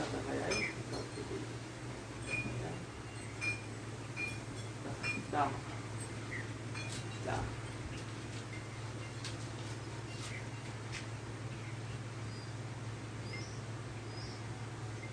එහෙනම් එන ගණන් කීයද 2100යි 600යි 600යි 600යි 600යි 1000යි. ඔන්න ඒක උත්තරය හදාගන්න. ඒ සුද්ධ මුදල් ප්‍රවාහ එන්නේ ওই ගණන්. දැන් මේකෙන් මතකද දැන් මේකේ පිළිගෙවුම් කාලේ නැහැ. පිළිගෙවුම් කාලේ හුවනම් කොහොමද එන්නේ? වර්ෂයේ සුද්ධ මුදල් ප්‍රවාහ සමුච්චිත සුද්ධ මුදල් ප්‍රවාහ කියන මේ ටික දාගෙන යනවා. අඩු කරගෙන යනවා. බිඳුවක් යන වර්ෂයේ තමයි පිළිගෙවුම් කාලේ එන්නේ. මම ඒක ඉතින් මෙතන කරන්නේ මේකේ අහලා තියෙන්නේ සුද්ධ වර්තමාන අගය විතරයි. මේකේ දාගන්න වර්ෂ 5ක් තියෙනවා. බිඳුව 1 2 3 4 5. ඊළඟ මුදල් ප්‍රවාහ ටික මේ තියෙන්නේ. බිඳුව අවුරුද්ද 2100යි ඍණ 1 600යි 2 600යි 3 600යි 4 600යි 5 1000යි. ඊළඟට දාන්න ඕන වට්ටම් සාධක. ඔන්න හරි ඉස්සෙල්ලා ඔයක දාගන්න. අර chart එකෙන් ආපු බිඳුව ඉඳන් 5යි මුදල් ප්‍රවාහ ටිකයි දාගත්තා. ඊළඟට වට්ටම් සාධක දානවා. දන්නවද බිඳුව වර්ෂයේ වට්ටම් සාධකයේ බිඳුව වර්ෂයේ වට්ටම් සාධකම තියන්නේ එකයි. ඒ කියන්නේ අපේ අවුරුද්දේ රුපියලකගේ රුපියලම තමයි. බිඳුව පටන් ගන්න අවුරුද්දේ. එහෙනම් බිඳුවේකේදී වට්ටම් සාධක දෙන්න එකම තමයි දා ගන්න ඕනේ. එක. ඊළඟ ටික chart එකකින් දීලා ඇති. බලන්න මේ chart එකේ තියෙන ගණන්. පළවෙනි අවුරුද්දේ 0.91. ඒක තමයි වැඩි වෙන්න ඕනේ. මේක එකකින් ඊළඟ එක 0.0 chart එක දීලා තියෙන පල්ලෙහා මෙව ව්‍යාපෘතයේ අපේක්ෂිත ප්‍රතිලාභ අනුපාතයේ 10%ක් වන අතර මේ වට්ටම් සාධක ආසන්න දත ස්ථාන දෙකකට පහත පරිදි වේ. අන්න ඒ ටික දාගන්න. ඊළඟට දෙවෙනි අවුරුද්දේ 0.83 තුන්වෙනි අවුරුද්දේ 0.75 හතරවෙනි අවුරුද්දේ 0.68 පස්වෙනි අවුරුද්දේ 0.62. මතක තියාගන්න පළවෙනි අවුරුද්දේ වට්ටම් සාධකයේ එකම තමයි. පළවෙනි අවුරුද්දේ වට්ටම් සාධකයේ එකයි. එකේ ඉඳන් ටික chart එකකින් අනිවාර්යයෙන්ම දෙනවා. වට්ටම් සාධක ටික දෙනවා. පළවෙනි අවුරුද්දේ බිඳුව අවුරුද්දේ වට්ටම් සාධකයේ එකයි. එක දාගන්න. 1 2 3 4 5 ටික දීලා තියෙන chart එකේ. ඒ ටික බලාගෙන දාගන්න තියෙනවා. හරි. දැන් එහා පැත්තට ගිහින් වැඩි කරා. 2100 එකක් ඒත් ඍණ 2100. 600ව 0.9 එකක් වැඩි කරලා බලන්න. එන ගාන 546. 600ව 0.8ක් තුනක් 498යි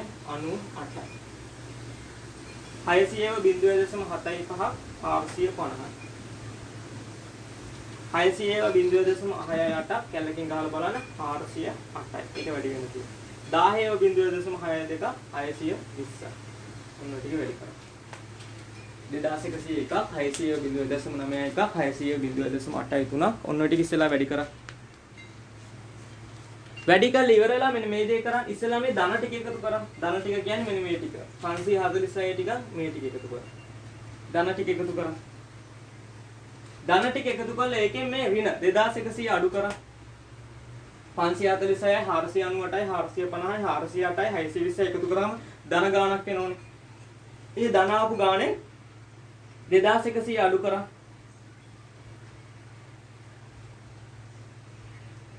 කීයද අවසාන උත්තරය එන්නේ? අවසාන උත්තරේ. එතකොට ධන ටික එකතු කරලා ඍණ 2100 අඩු කරාට පස්සේ උත්තරයක් එනවා 422ක. බලන්න උත්තරය අවදි කියලා 422ක. 422ක උත්තරයක් එනවා 422ක. අන්න ඒකට තමයි අපි කියන්නේ NPV කියලා. සුද්ධ වර්තමානගය කියන්නේ මෙන්න මේකට. හැබැයි ආපු බලන්න ධන ටික වැඩියෙන් එන්නේ. ධන ටික වැඩි ඍණයකට වඩා ධන වැඩි. ධන වැඩි නම් එන්නේ ධනාගයක්. මෙතන ආවේ ධනාගයක්. 422 ආවේ ධනාගයක්. ධන ටික වැඩි ධන ටික එකතු කරලා ඒ කියන්නේ ඍණයක අඩු කරාම ධන 422ක් එනවා. අන්න ඒකට තමයි අපි කියන්නේ සුද්ධ වර්තමාන. ඉස්සරහට යන NPV. මේ PV වර්තමානගයේ දෙපැත්තේ කියන්නේ ඍණයකින් ධන ටික බැලන්ස් කරාට පස්සේ එන උත්තරේ අවසාන උත්තරේ තමයි සුද්ධ වර්තමානගය කියන්නේ NPV ආව 422ක්. හරි. දෙවෙනි ප්‍රශ්නේ හරි. හරි. එහෙනම් දෙවෙනි එක ඉවරයි සුද්ධ වර්තමානය හරි සරල දෙයක්. මේ chart එක හොයාගත්තා නම් ඒක වැඩි කරන්න විතරයි තියෙන්නේ. හරි. බලන්න ඊළඟට තුන්වෙනි ප්‍රශ්නේ මොකක්ද අහන්නේ කියලා. තුන්වෙනි එක. සුද්ධ වර්තමානගයේ පදනම්ව නවය උපකරණය මිලදී ගැනීම සඳහා නිර්දේශය. ඔන්න ඔක මතක තියාගන්න සුද්ධ වර්තමානගය ධනාගයක් ගත්තොත් මිලදී ගන්නවා. ඍණාගයක් ගත්තොත් ප්‍රතික්ෂේප කරනවා. මම මොකද කිව්වේ ධනාගයක් ගත්තොත් මිලදී ගන්නවා ඍණාගයක් ආවොත් ප්‍රතික්ෂේප කරනවා. ධනාගයන් දෙකක් ආවොත් වැඩි එක තමයි තෝරගන්නේ. ඍණාගයන් දෙකක් ආවොත් දෙකම ප්‍රතික්ෂේප කරනවා. ඍණාවයි කියන්නේ කෙලින්ම ප්‍රතික්ෂේප කරනවා. ධනාවොත් තමයි පිළිගන්නේ. ධනාගයන් දෙකක් ආවොත් දැන් සමාගම් දෙකක ඒකේ ධන 50යි B ගේ ධන 100යි කිව්වොත් වැඩි එක තමයි හොඳයි කියලා හිතාගන්නේ. ඍණ දෙකක් ආවොත් ඍණ 50යි ඍණ 100යි ආවොත් දෙකම ප්‍රතික්ෂේප කරනවා. දැන් මේකේ ඇවිල්ලා තියෙන්නේ මොකද්ද? ධනාගයක්. එහෙනම් මිලදී ගැනීම හොඳද කියලා අහන්නේ නිර්දේශයේ මිලදී ගැනීම යෝග්‍ය වේ. ලියන මිලදී ගැනීම යෝග්‍ය වේ. යෝග්‍ය වේ. මිලදී ගැනීම යෝග්‍ය වේ. එතනටම ලියන්නේ හේතුව සුද්ධ වර්තමානගයේ ධනාගයක් ගැනීම. හේතුව කියලා ලියන්න සුද්ධ වර්තමානගය අගය ධනාගයක් ගැනීම. අගය ගැනීම. හේතුවත් ලියන්න ගැනීම. එහෙනම් මිලදී ගැනීම ඉස්සලාම ලියව යෝග්‍ය වේ. හේතුව සුද්ධ වර්තමානගයේ ධනාගයක් ගැනීමයි. සුද්ධ වර්තමානගයේ ධනාගයක් ගැනීමයි. මිලදී ගැනීම යෝග්‍ය වේ. සුද්ධ වර්තමානගයේ ධනාගයක් ගැනීම. ඍණාගයක් ආවනම් මිලදී ගැනීම යෝග්‍ය නෙවේ. සුද්ධ වර්තමානගයේ ඍණාගයක් ඇත්ත නිසා කියලා ලියන්න පුළුවන්. එහෙනම් මේක මිලදී ගැනීම හොඳයි. මොකද සුද්ධ වර්තමානගයේ ධනාගයක් ගත්ත නිසා. මිලදී ගැනීම යෝග්‍ය වේ. සුද්ධ වර්තමානගයේ ධනාගයක් ගැනීම නිසා. එච්චරයි ගන්න. හරි සර් මෙන්න මේක උගක් කටිය වරද්දුව ලාභය දාලා. ලාභය නෙවෙයි මුදල් ප්‍රහදාන වල ෂේ එකතු කරලා. මේක තුලනය කරාට පස්සේ NPV ආව 422ක් ධනාගයක් ආවේ. ඒ නිසා මිලදී ගැනීම යෝග්‍ය වේ. හේතුව සුද්ධ වර්තමානගයේ ලියන ධනාගයක් ගැනීම නිසා. සුද්ධ වර්තමානගයේ ධනාගයක් ගැනීම නිසා. හරි. එහෙනම් අපි ඔන්න අවසාන ඒ කියන්නේ මේ ආයෝජන ඇගීම් පාඩමින් ආපු ගාණක් කරා. මේක ලකුණු 10ක ගාණක් ඉක්මනට කරන්නත් පුළුවන්, හරි සරලව කරන්නත් පුළුවන්. එහෙනම් මම හිතනවා ආයෝජන ඇගීම් ගාණත් අනිවාර්යෙන් හොඳට කරાવી කියලා. හරි. මෙන්න මේක තමයි මේ අවුරුද්දේ ඇවිල්ලා තියෙන මුදල් ගලායම් ප්‍රකාශයයි සුද්ධ වර්තමානගයයි එක මිලදී ගැනීම යෝග්‍යද නැද්ද කියලා. මේකත් එක්ක එන්න පුළුවන් තව එකක් තමයි පිළිගෙවුම් කාලය. පිළිගෙවුම් කාලයත් අපි ගණනය කරලා තියෙනවා. ඒකත් එන්න පුළුවන්. මේ chart එක හදාගන්න එක තමයි මූලික දේ. මේ chart එකේ පොඩ්ඩක් අර වෙනදනම් දීලා තිබුණා සම්පූර්ණ හරියටම මේ පාර පොඩ්ඩක් අර මේ තමයි අලුත් ගැලපිල්ල. වෙනසක් කරන්න ලාභය දීලා තිබුණා. මතේ ලාභයක් මුදල් ප්‍රකාශ කරන්න ෂෙයා එකතු කරනවා. හරි. එහෙනම් ඔන්න ආයෝජනයකින් ගාන අපි ඉවර කරා. හරි. ඊළඟට අපිට කරන්න තියෙන ඊ කොටස යන්න. ඒකේ තියෙන්නේ ආන්තික පිරිවැය ගාන. අපි ඊළඟ කැල කතා කරමු ඊළඟට. හරි. ඊළඟට අවසානයේ දැන් අයන්නයි කතා කරා ආයන්න කතා කරා ආයෝජනයකින් අවසානයේ යන්න කියලා තුනකුත් ඇවිල්ලා තියෙනවා. මේකත් වැඩි වෙලා යන්නේ නැහැ. හැබැයි මේකේ ලකුණු 20ක ගානක් තියෙන්නේ. මේක ඇවිල්ලා තියෙන්නේ ආන්තික පිරිවැය. ආන්තික පිරිවැය කියන පාඩම. මතක ඇති ආන්තික පිරිවැය කියන පාඩම. ආන්තික පිරිවැය කියන්නේ ප්‍රධාන පිරිවැය වර්ගීකරණය මොකද්ද? ස්ථාවර විචල්ල. ස්ථාවර කියන්නේ වෙනස් වෙන්නේ නැති වියදම් ස්ථාවර පිරිවැය කියනවා. භාණ්ඩ සංඛ්‍යාවත් එක්ක වෙනස් වෙන වියදම් වලට කියන මොකද්ද නම? විචල්ල පිරිවැය. ඔන්න ඔය බෙදීමෙන් තමයි ආන්තික පිරිවැය පාඩම හැදෙන්නේ. ඒකට ආන්තික පිරිවැය පාඩම යටතේ මතකද මුලින්ම කරන්න ඕන දේ මොකද්ද? ස්ථාවර විචල්ල බෙදා ගන්න එක.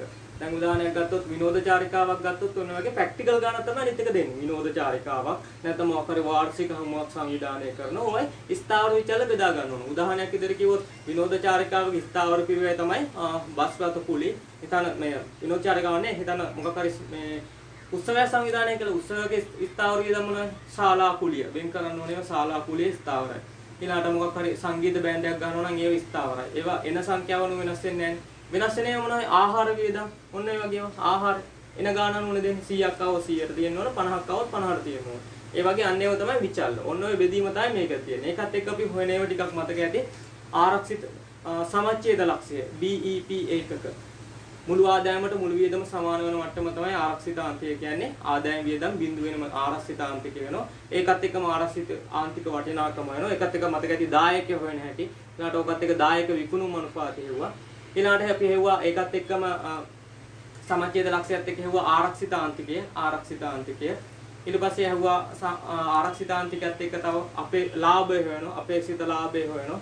ඊළඟ අපේක්ෂිත ලාභයක් සඳහා විකුණු යුතු ඒක ගණන කියලා අපි සමීකරණ කරලා ඇති. ඔන්න ඔය වගේ සූත්‍ර ටිකක් තමයි තියෙන්නේ. වැදගත් සමච්ඡේද ලක්ෂ්‍ය කියන එක ආරක්ෂිත ආන්තිකයේ ලාභය හොයන විදි අපේක්ෂිත ලාභය සඳහා විකුණු යුතු ඒක ගණන ඔන්න ඔය සූත්‍ර ටික ඉතා වැදගත්. ඔය කතා කරලා ඇති ආන්තික පිරිවෙන් පාඩේ. ප්‍රධාන එක තමයි ස්ථාවර විචල්‍ය විදිහට බෙදාගෙන කරන එක. 2020 ගානේ ප්‍රැක්ටිකල් ප්‍රැක්ටිකල් ගානක් කාලේ අපි දැන් 2020 ආපු දෙයක් තමයි මොකද්ද? කොවිඩ් වසංගතය. අන්න ඒකටම අදාළ කරලා ආපු ප්‍රැක්ටිකල් ගානක් තමයි 2020 යන්න. 6 වෙනි ප්‍රශ්නේ යන්නෙන් ඇවිල්ලා තියෙන්නේ. හරි. ගන්නවා 2020 6 වෙනි ප්‍රශ්නේ යන්න. හරි. 6 වෙනි ප්‍රශ්නේ යන්න කිව්වොත් අන්න දැන් කොවිඩ් සම්බන්ධයෙන් COVID-19 වෛරසයෙන් ආරක්ෂා වීම සඳහා උපදෙස් ඇතුළත් අත්පොතක් මුද්‍රණය කිරීමට සුබ සාධන සමිතිය තීරණය කර ඇත. මොකද්ද හදන්නේ? ආරක්ෂා උපදෙස් ඇතුළත් අත්පොතක් තමයි මුද්‍රණය කරන්නේ. නිරෝධායන මධ්‍යස්ථාන සිටින පුද්ගලයාට මෙම අත්පොත හා සහ මූණු ආවනයක් දෙන තුනක් තියෙනවා. මෙම අත්පොතක් දෙනවා නිරෝධායන මධ්‍යස්ථාන ඉන්න කට්ටියට. තව දෙනවා අත්‍යවශ්‍ය මුගලා ඊළඟට මූණු ආවරණයක්. මූණු ආවරණය සමග නොමිලේ. අනිත් එක දෙන්නේ නොමිලේ. බෙදා හැරීමට අපේක්ෂා කරේ. මෙම වැඩසටහන සහභාගී වෙන සෑම ප්‍රතිලාභය සඳහාම 1500 බැගින් අනුග්‍රහකයක් දැරීමට සභා නිෂ්පාදන සමාගම් එකඟතාවයක් පළ කර ඇත. ඒ කියන්නේ මේක දැන් නොමිලේ නෙමෙයි තුනම දෙන්නේ මොනවයි තුනක් දෙනවා අත්පොත දෙනවා හිස් වැසුම මේ මුහුණු ආවරණයක් දෙනවා අත්වැසුමයි මුහුණු ආවරණය අත්පොතයි. ওই තුන තමයි නොමිලේ දෙන්නේ. ඒ නොමිලේ දෙනකොට ඒකේ දැන් සල්ලි ගන්න නෑනේ. දැන් හිතන්න වෙන එකේ වනම් මොකක් හරි චාරිකාවක් යනවා නම් ගානක් අය කරන 1500 2000ක් අය කරනවා. මොකක් හරි ශාලාවක උත්සවයක් තියෙනවා නම් ටිකට් එකක් ගහලා විකුණනවා. එහෙම කරන්නේත් නෑ මේකේ. නොමිලේ දෙන්නේ. එතකොට මොකක් හරි සල්ලි වෙන විදියක් එපයි විකුණුම එකක් එපයි විකුණුම අනිවාර්යෙන් එපයි විකුණුම විදියට එහෙනම් දෙන්නේ සබංග නිෂ්පාදන සමාගම එකඟතාවයක් පළ කර තියෙන 1500ක දායකත්වයක් දෙන්නේ එක්කෙනෙක්ට. එහෙනම් සභා නිෂ්පාදන සමාගම තමයි එක්කෙනෙක් වෙනුවෙන් රුපියල් 1500ක වියදමක් දරනවා. එක්කෙනෙක් වෙනුවෙන් 1500ක වියදමක් දරනවා. ඔන්න ඔක තමයි අපි විකුණුම් විදියට ගන්න. එක්කෙනෙක්ගෙන් ලැබෙන විකුණුම් මිල විදියට ගන්න ඔන්න ඔය 1500. ඒක මතක තියාගන්න විකුණුම් මිල විදියට ගන්න 1500. ඒ කියන්නේ අද අදාළ පුද්ගලයාගෙන් අය කරන්නේ නැහැනේ. වෙන එක්කෙනෙක් තමයි ඒකට අනුග්‍රහ දක්වනවා. එයා තමයි විකුණුම් මිල විදියට දාන්නේ 1500.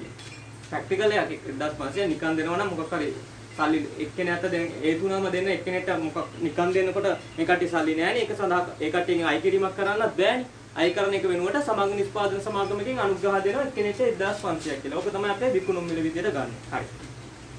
ඊළඟට තියෙන මෙම වැඩසටහනේ අපේක්ෂිත පිරිවැය පහත පරිදි වේ. හරි. මේකේ මුලින්ම කරන්න ආවත් නැතත් ගානේ ස්ථාවර විචල්‍ය කියලා ඒ දෙක හඳුනා ගන්න ඉස්සෙල්ලාම එහෙනම් දෙපැත්තට අපි ලියාගමු ඉස්සෙල්ලාම ස්ථාවර පිරිවැය. එක පැත්තක ප්‍රශ්නේ ආවත් නැතත් මේක වෙන් කරගන්න ස්ථාවර පිරිවැය. ඊළඟට විචල්‍ය. විචල්‍ය පිරිවැය. විචල්‍ය පිරිවැය කියන්නේ එක්කෙනෙකුට එක් පුද්ගලයෙකුට. විචල්‍ය පිරිවැය හැනේ එක් පුද්ගලයෙකුට තමයි කොයි වෙලාවෙ. ස්ථාවර පිරිවැය කියන්නේ සම්පූර්ණ වටිනාකමක් කියන්නේ විචල්‍ය පිරිවැය එක් පුද්ගලයෙකුට. ඉස්සෙල්ලා මේ දෙක වෙන් කරගන්න. ස්ථාවර පිරිවැය විචල්‍ය පිරිවැය. ඒ දෙක හඳුනා ගන්න එපා ඉස්සෙල්ලාම. අර 1500 තමයි එතකොට විකුණුම් මිල වෙන්නේ. 1500 විකුණුම් මිල. හරි. ඊළඟට තියෙන මෙම වැඩසටහනේ අපේක්ෂිත පිරිවැය පහත පරිදි වේ. අත්පොත පිළියෙල කිරීම සඳහා වෛද්‍යවරුන්ගේ උපදේශන ගාස්තු. ඔක ස්ථාවරද විචල්‍යද කියලා ඔන්න ඔය දෙකට බෙදා ගන්න ඕන. දැන් මේකේ අත්පොතක් නේ දෙන්නේ එක පොතක් දෙනවා. ඒ කියන්නේ මෙන්න මේ අත්පොත පිළියෙල කිරීම සඳහා වෛද්‍යවරුන්ගේ උපදේශන ගාස්තු කියන එක දැන් අත්පොතක් බලන්න අත්පොත් 100ක් නිබදෙව්වත් ඒ ඉස්සලා එකක් හරියට හදාගන්න එපා. එකක් හදාගෙන එපා ඒක print කරන්න. එතකොට මේක 100 දෙනෙක්ට බෙදුවත් 1000කට බෙදුවත් මේ ගාන වෙනස් වෙන්නේ නැහැ නේ. එක පොතක් හදන්නනේ මේ තියෙන්නේ. කියන්නේ මුලින්ම දැන් හිතන්න අත්පොතක් හදන්න නම් මුලින්ම අත්පොතේ තොරතුරු අරන් එක පොතක් හදාගෙන ඊට පස්සේ print එකට මුද්‍රණය ආයතනයට ගිහින් print කරගන්න ඕනේ.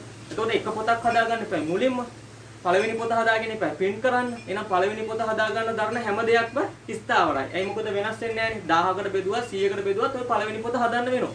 1000ක් හිටියත් 500කට දුන්නත් ලක්ෂයකට දුන්නත් ඔය පළවෙනි පොත හදාගන්න වෙනවා. එහෙනම් පළවෙනි පොතට අදාළ දරන වියදම් ඔක්කොම ස්ථාවරයි. එහෙනම් මේකත් අත්පොත පිළිවෙල කිරීමේ වෛද්‍යවරුන්ගේ උපදේශන ගාස්තු. පළවෙනි පොත හදන්න ඒක ස්ථාවර විදිහට ගන්න ඕනේ. එහෙනම් වෛද්‍යවරුන්ගේ උපදේශන ගාස්තු ස්ථාවරයි. උපදේශන ගාස්තු. අපි ගන්නවා ස්ථාවර පිළිවෙලක් විදිහට 30000. ඒක මුළු වටිනාකමක් තමයි තියෙන්නේ 30000. ඊළඟ අත්පොතක මුද්‍රණ වියදම. අන්න අත්පොතක මුද්‍රණ වියදම. එහෙනම් 100ක් හිටියොත් 100ට අත් මුද්‍ර මේ අත්පොත් 700ක් මේ 100ක් නිපදවන්න ඕන. 200ක් හිටියොත් 200ක් නිපදවන්න ඕන. 50ක් හිටියොත් 50ක් නිපදවන්න ඕන. අන්න පුද්ගලයා අනුව අත්පොත් මුද්‍රණය කරන ගාන වියදම වෙනස් වෙනවා. අන්න ඒක විචල්‍යයි. අත්පොතක මුද්‍රණ වියදම. අත්පොතක මුද්‍රණ වියදම. ඒක විචල්‍යයි 700. ඊළඟ අත්පොත සංස්කරණය කිරීමේ පිරිවැය 25000යි. මම කියවනේ පළවෙනි පොත හදන්න තරම සියල්ලම ස්ථාවරයි කියලා. ඒ පොත හදාගන්න එපා. අත්පොත මුද්‍රණය කරන්න. පළවෙනි පොතට අදාළ එකන්නේ සංස්කරණය කිරීම. අත්පොත 1000ක් නිපදෙවුවා 100ක් නිපදෙවුවත් පළවෙනි පොතට යන පළවෙනි පොත හදාගන්න වෙනවා. අන්න ඒ නිසා ඒකත් ස්ථාවර වියදමක් විදිහට ගන්න අත්පොත සංස්කරණය කිරීමේ වියදම.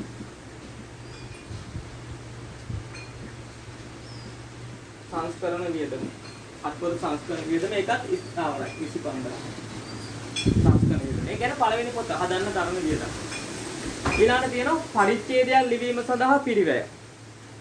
පරිච්ඡේදයක් ලිවීම සඳහා පිරිවැය. මම කියවනේ ඒකත් එහෙමනේ. පළවෙනි පොත හදාගන්න වියදමක් නේ. ඒ කියන්නේ පළවෙනි පොත හදාගත්තොත් 100ක් නෙවෙයි 1000ක් වුණත් print කරන්න පුළුවන්. ඒක ප්‍රශ්නයක් නෑ. පළවෙනි පොත හදාගන්න ඕනේ. පළවෙනි පොත හදාගන්න එකට අදාළ වියදම් කියන්නේ ඒක 100කට බෙදන්නුනා 200කට බෙදන්නුනා පළවෙනි පොත හදන්න විතරන වියදම ස්ථාවරයි. එහෙනම් පළවෙනි මේක තියෙන ඒ වගේම එකක් පරිච්ඡේද ලිවීම පිළිවෙල. පරිච්ඡේද ලිවීම. ඉස්සෙල්ලා ඒක ලියාගන්න එපා print කරන්න උන පරිච්ඡේද ලිවීම. මේකේ තියෙන්නේ අනිත් එක පරිච්ඡේදයක්. එක පරිච්ඡේදයක් ලිවීම සඳහා තමයි 10000. මේකේ තියෙන අත්පොතේ පරිච්ඡේද 7ක් තියෙනවා කියලා. අන්න ඒකත් වැඩි වෙන්න ඕන. 10000 කියන්නේ එකක් ලියන්න. පරිච්ඡේද 7ක් තියෙනවනේ 7ෙන් වැඩි කරන්න ඕන. එහෙනම් කීයද පරිච්ඡේද ලිවීමේ පිළිවෙල එන්නේ? 70000. 7ක් තියෙනවා. 7ෙන් වැඩි වෙන්නත් ඕන.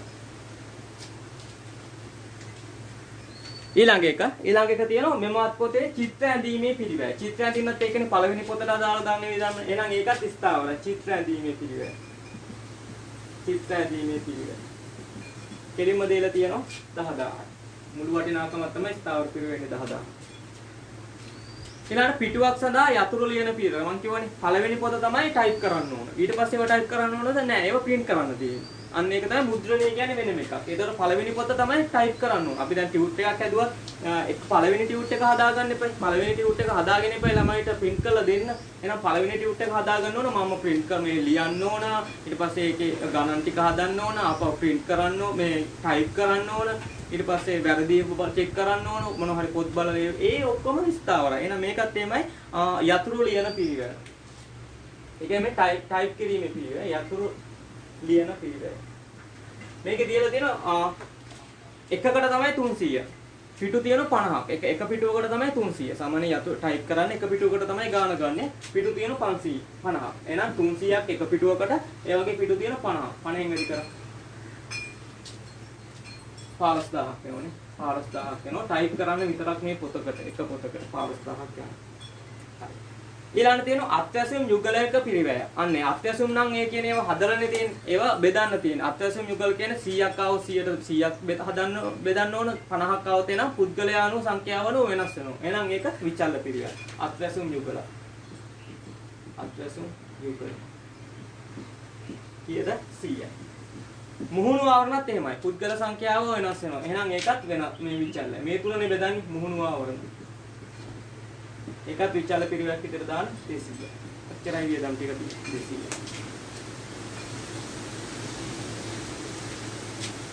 හරි. මම ආපහු කිව්වොත් මෙන්න මේ පොත මේක මෙයාලට බෙදන්නේ පොතකෝයි අත්‍යවශ්‍ය යුගලයි මුහුණු ආවරණයි. ඔන්න පොත මුද්‍රණය කරාට පස්සේ මුද්‍රණ වියදම් පුද්ගලයන්ව වෙනස් වෙනවනේ හරිනේ. එක පොතක මුද්‍රණ වියදම් වල 1000ක් ආව 1000කට මුද්‍රණය කරන්න ඕන 100ක් ආව 100ට මුද්‍රණය කරන්න. අත්‍යවශ්‍ය යුගලත් එහෙමනේ 50ක් හිටියොත් 50ට දාන්න ඕන 100ක් ආව 100ට. මුහුණු ආවරණත් එහෙමයි. හැබැයි මේවා ස්ථාවර කියලා බලන්න. ඒ තනි පොත පළවෙනි පොත හදාගන්න වියදම් වෛද්‍ය උපදේශන ගාස්තු ඊට පස්සේ සංස්කරණය කිරීම, පරිච්ඡේද ලිවීම, පරිච්ඡේද 7ක් තියෙන එකකට 10 10 එකයි වැඩි කරේ. චිත්‍ර ඇඳීම පළවෙනි පොතේ චිත්‍රනේ ඇඳලා ඊට පස්සේ print කරන්න ඕන. යතුරු ලියන පිළිවෙල ඉස්සලා ටයිප් කරන්න එපා. පළවෙනි පොත එක පරිච්ඡේදයේ 300 පරිච්ඡේද 50ක් තියෙනවා. 15000. ඔන්න ඔය ටික ස්ථාවරයි. මේ ටික විචල්යයි. ඔන්න ඕක හරියට හදාගත්තා නම් ඊළඟ ටික හරියටම කරන්න පුළුවන්. හරි. එහෙනම් ස්ථාවර පිළිවෙල ටික එකතු කරගන්න.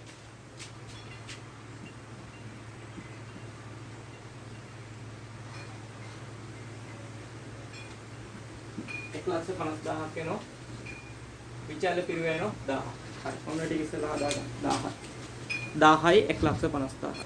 හරි. මම හිතනවා ඒක හදා දෙන්න නැති කියලා ස්ථාවර පිළිවෙල. මේ තුන 1,50,000ක් වව ස්ථාවර පිළිවෙල. විචල්‍ය පිළිවෙලව මේ තුන. අත්පත මුද්‍රණ වියදම් අත්‍යවශ්‍ය මුගලයි මුහුණු වාවනයි තුන 1000ක්. හරි. දැන් ඔන්න ප්‍රශ්න වලට උත්තර ලියමු. හරි. අංක 1 ප්‍රශ්නේ. අංක 1 බලන්න. අංක 1. මෙම ස්ථාවර පිරිවැය සහ ප්‍රතිලාභය සඳහා විචල්‍ය පිරිවැය. අපි ඒක හොයලා තියෙන්නේ. අප හොයන්න දෙයක් නැහැ. ඔන්න පළවෙනි එකේ හිව්ව ස්ථාවර පිරිවැය. මුලින්ම ස්ථාවර පිරිවැය.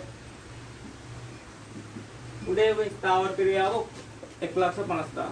1,50,000. දෙවෙනි එකේ ඊළඟ එක අහන්නේ ප්‍රතිලාභය සඳහා විචල්‍ය පිරිවැය. එහෙනම් ප්‍රතිලාභය එක්කෙනෙක්ගේ.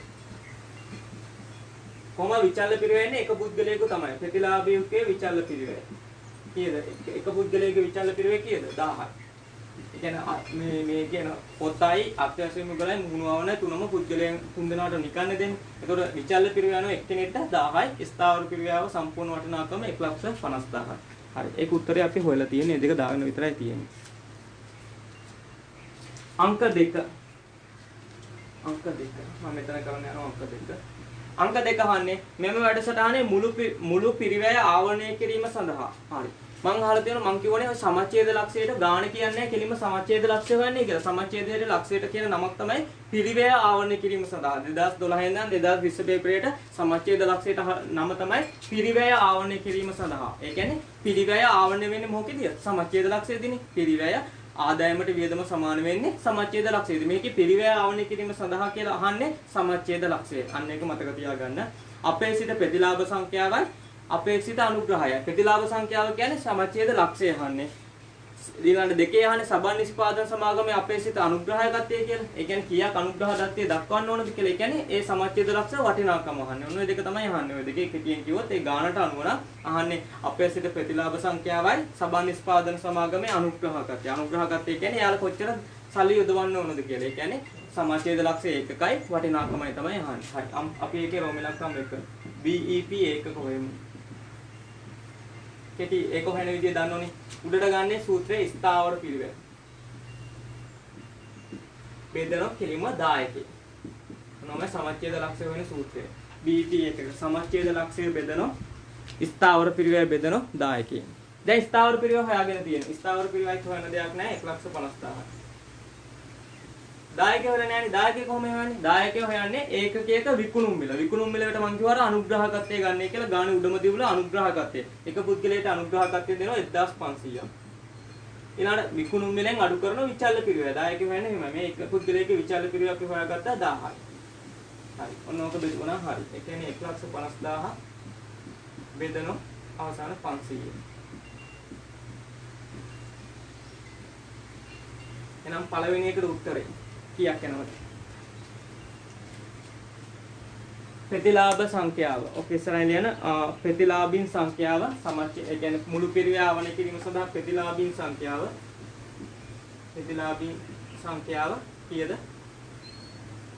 300යි. ප්‍රතිලාභීන් සංඛ්‍යාව 300ක්. ඒ කියන්නේ මුළු පිරිවැය ආවරණය කරන ඒ කියන්නේ සමච්ඡේද ඒකක වෙනවා 300ක්. ප්‍රතිලාභීන් සංඛ්‍යාව 300යි. පළවෙනි එකට උත්තරේ 300යි. පළවෙනි එකට උත්තරේ 300යි.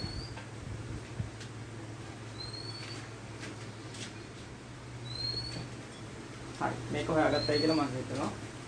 හරි ඊළඟ රෝම ඉලක්කම් මේකේ දෙක මම මෙතනම හොයන රෝම ඉලක්කම් දෙක. ඒකේ අහන්නේ සබන් නිෂ්පාදන සමාගමේ අපේක්ෂිත අනුග්‍රහකත්වය. අපේක්ෂිත අනුග්‍රහකත්වය. ඒ කියන්නේ සමච්ඡේද වටිනාකම අහන්නේ. වටිනාකම හොයන්න පුළුවන් සරලම දේ තමයි මේ සමච්ඡේද ඒකක ගණන. වැඩි කරනවා ඒකකයක විකුණුම් මිල. ඒකකයක විකුණුම් මිල. විකුණුම් මිලට ගන්නේ දැන් මේ එක්කෙනෙක් වෙනුවෙන් අනුග්‍රහකත්වය. සමච්ඡේද ඒකක ගණනාව කීයද? සමච්ඡේද ඒක ගණන වැඩි කරනවා ඒකක විකුණු මිල. විකුණු මිල කියන්නේ එක පුද්ගලයෙක්ගේ අනුග්‍රහකත්වයෙන් තමයි වැඩි කරන්නේ. සමච්ඡේද ඒක ගණන වැඩි කරනවා ඒකක විකුණු මිල. සමච්ඡේද ඒක ගණනාව කියද 300ක්. එක පුද්ගලයෙක් වෙනුවෙන් අනුග්‍රහක දක්වනවා 1500ක්. 1500 300 වැඩි කරා නම් හරි. 4500 බිංදු 2යි. ඒ කියන්නේ අපේක්ෂිත අනුග්‍රහකත්වය රුපියල් 4,50,000ක් ගන්නවා. වටිනාකම වෙන්නේ 4,50,000යි. වටිනාකම හෙව්වේ අපේක්ෂිත ඒකක ගණන සමච්ඡේද ලක්ෂණ ඒකක ගණන ආපු ගණන වැඩි කරනවා ඒකක විකුණුම් මිලේ අනුග්‍රහකත්වය. ඒ කියන්නේ 300 1500 වැඩි කරාම වටිනාකම වෙනවා 4,50,000යි. මේ සමච්ඡේද ඒක ගණන පළවෙනි එක යන 300යි ප්‍රතිලාභී සංඛ්‍යාව. වටිනාකම යන 300 වැඩි කරා ඒකක විකුණුම් මිලේ 1500 වටිනාකම වෙනවා 4,50,000. 4,50,000.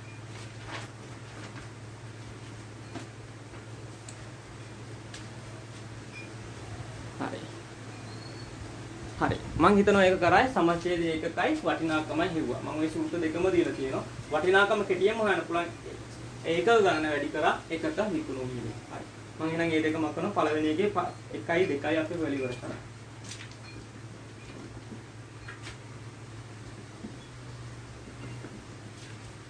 හරි ඊළඟට බලන්න තුන්වෙනි ප්‍රශ්නේ මේක හොයාගත්තයි කියන ඕන එකක් හොයන්න පුළුවන් තුන්වෙනි එක අහන්නේ මොකද්ද කියලා අංක 3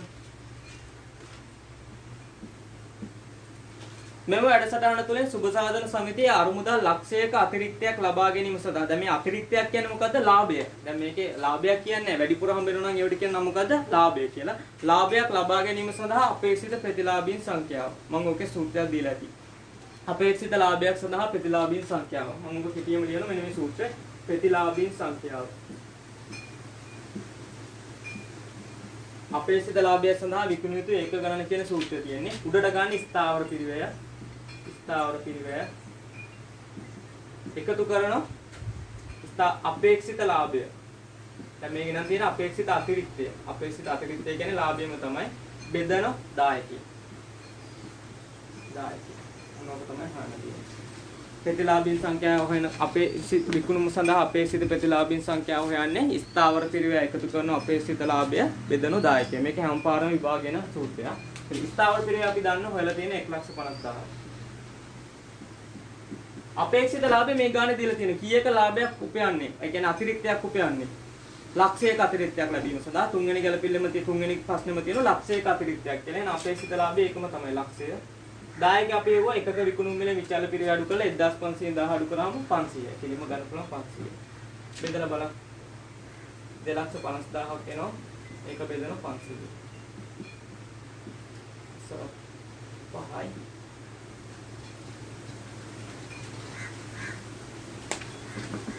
කියන්නේ ඒ කියන්නේ මෙන්න මේ කියන ලක්ෂයක ලාභයක් උපයන්න කීයක් ආවොත් හරිද? කීයක් ප්‍රතිලාභීන්ට අතිරික්තයක් ලබන්න දෙන්න ඕනද? ප්‍රතිලාභීන් 500කට. ප්‍රතිලාභීන් 500කට දුන්නා නම් හරි. ප්‍රතිලාභීන් 500කට 500ක්වත් ඉන්න ඕනනේ. 500ක්වත් ඉන්න ඕන. ලක්ෂයක ලාභයක් උපයන්න නම් ප්‍රතිලාභීන් 500ක්වත් ඉන්න ඕන. මතකනේ අර 300ක් කියන්නේ සමච්ඡේද 300 දී ලාභය හෝ අලාභයක් නැහැ. ඒ කියන්නේ අලාභයක් බිඳුවයි. ඒ කියන්නේ අතිරික්තයක් නැහැ. ඔය 500ක් හිටියොත් ලක්ෂයක ලාභයක් උපයනවා. මේක හොයන සූත්‍රයේ ස්ථාවර පිරිවැය අපේක්ෂිත ලාභයේ බෙදීම දායක. ස්ථාවර පිරිවැය 1,50,000යි. අපේක්ෂිත ලාභයේ ලක්ෂයයි. දායකය අපි දන්න 500යි. බෙදුවට පස්සේ ප්‍රතිලාභයෙන් ආව 500ක්. ඔන්න ඔක තමයි තුන්වෙනි ප්‍රශ්නට උත්තරේ. හරි. 4 මෙම වැඩසටහන සඳහා සභා නිෂ්පාදන සමාගම විසින් රුපියල් ලක්ෂ 9ක අනුග්‍රහකත්වයෙන් ලබා දෙන සුබදාදන සමිතියේ අරුමුදලට ලබාගත හැකි අතිරික්තය. ඒ කියන්නේ කොච්චර ලාභයක් උපය ගන්න පුළුවන්ද කියලා තමයි අහන්නේ. ලාභ අතිරික්තය කියන්නේ ලාභයක්. මේක හොයන්න පුළුවන් විවිධ ආකාර තියෙනවා. විවිධ ආකාර කියලා හැබැයි මම මේකේ කෙටිම විදියකට හොයනවා. මම මේක කෙටිම විදියකට හොයනවා 4. මේවා මෙන්න මේවයි කියන ඒවා සමහර ඒවා මේ සූත්‍ර ඕනෙත් නැහැ. සමහර ඒවා හිතලා හොයන්න පුළුවන් ඒවා අධ්‍යයනය කිරීමෙන් තමයි බලා ගන්න වෙන්නේ. හරි. මම මේක කෙටිම විදියකට හොයනවා 4 වෙනි එක. මම මේක හොයන මෙන්න මේ සූත්‍රය. ලාභයේ සූත්‍රය. ලාභය හොයන්නේ කොහොමද? විකුණු නැත්නම් මුළු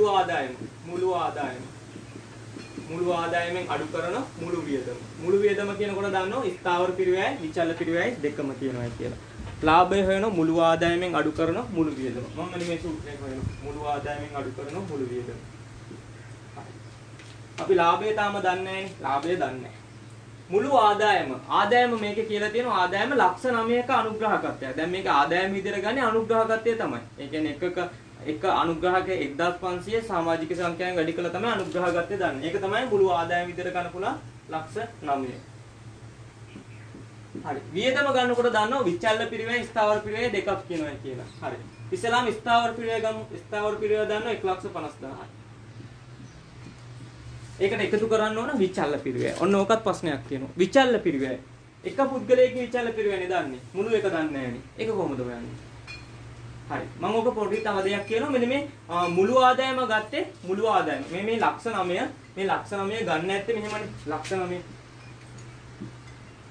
9 ගන්න නැත්තේ ලක්ෂ 9 ගන්න සාමාන්‍යයෙන් එක්කෙනෙක්ගේ අනුග්‍රහකත්වය. දැන් එක පුද්ගලයාට අනුග්‍රහකත්වය දන්නවනේ 1500යි.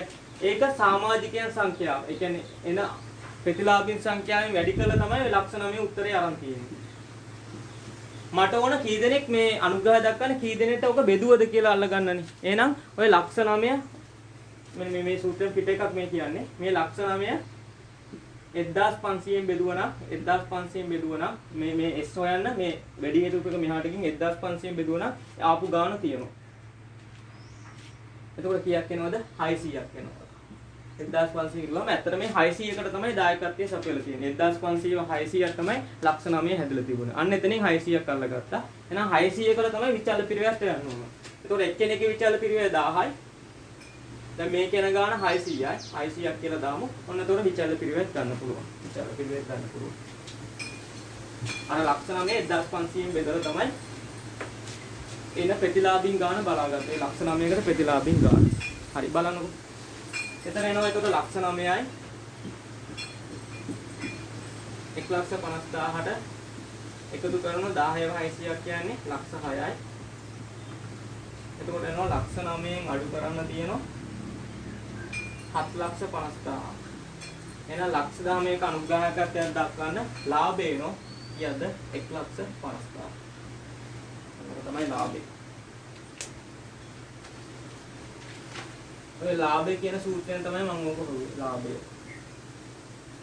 ලක්ෂ 9ක් අනුග්‍රහකත්වයක් දැරුවොත් සුබසාධන සමිතිය අභිමුදයට ලබාගත හැකි අතිරික්තය කියන්නේ ලාභය. ලාභය නැත්නම් අතිරික්තය එනවා 1,50,000. උඩ 4 වෙනි ප්‍රශ්නෙට උත්තරේ ලියන්න පුළුවන් අතිරික්තය 1,50,000.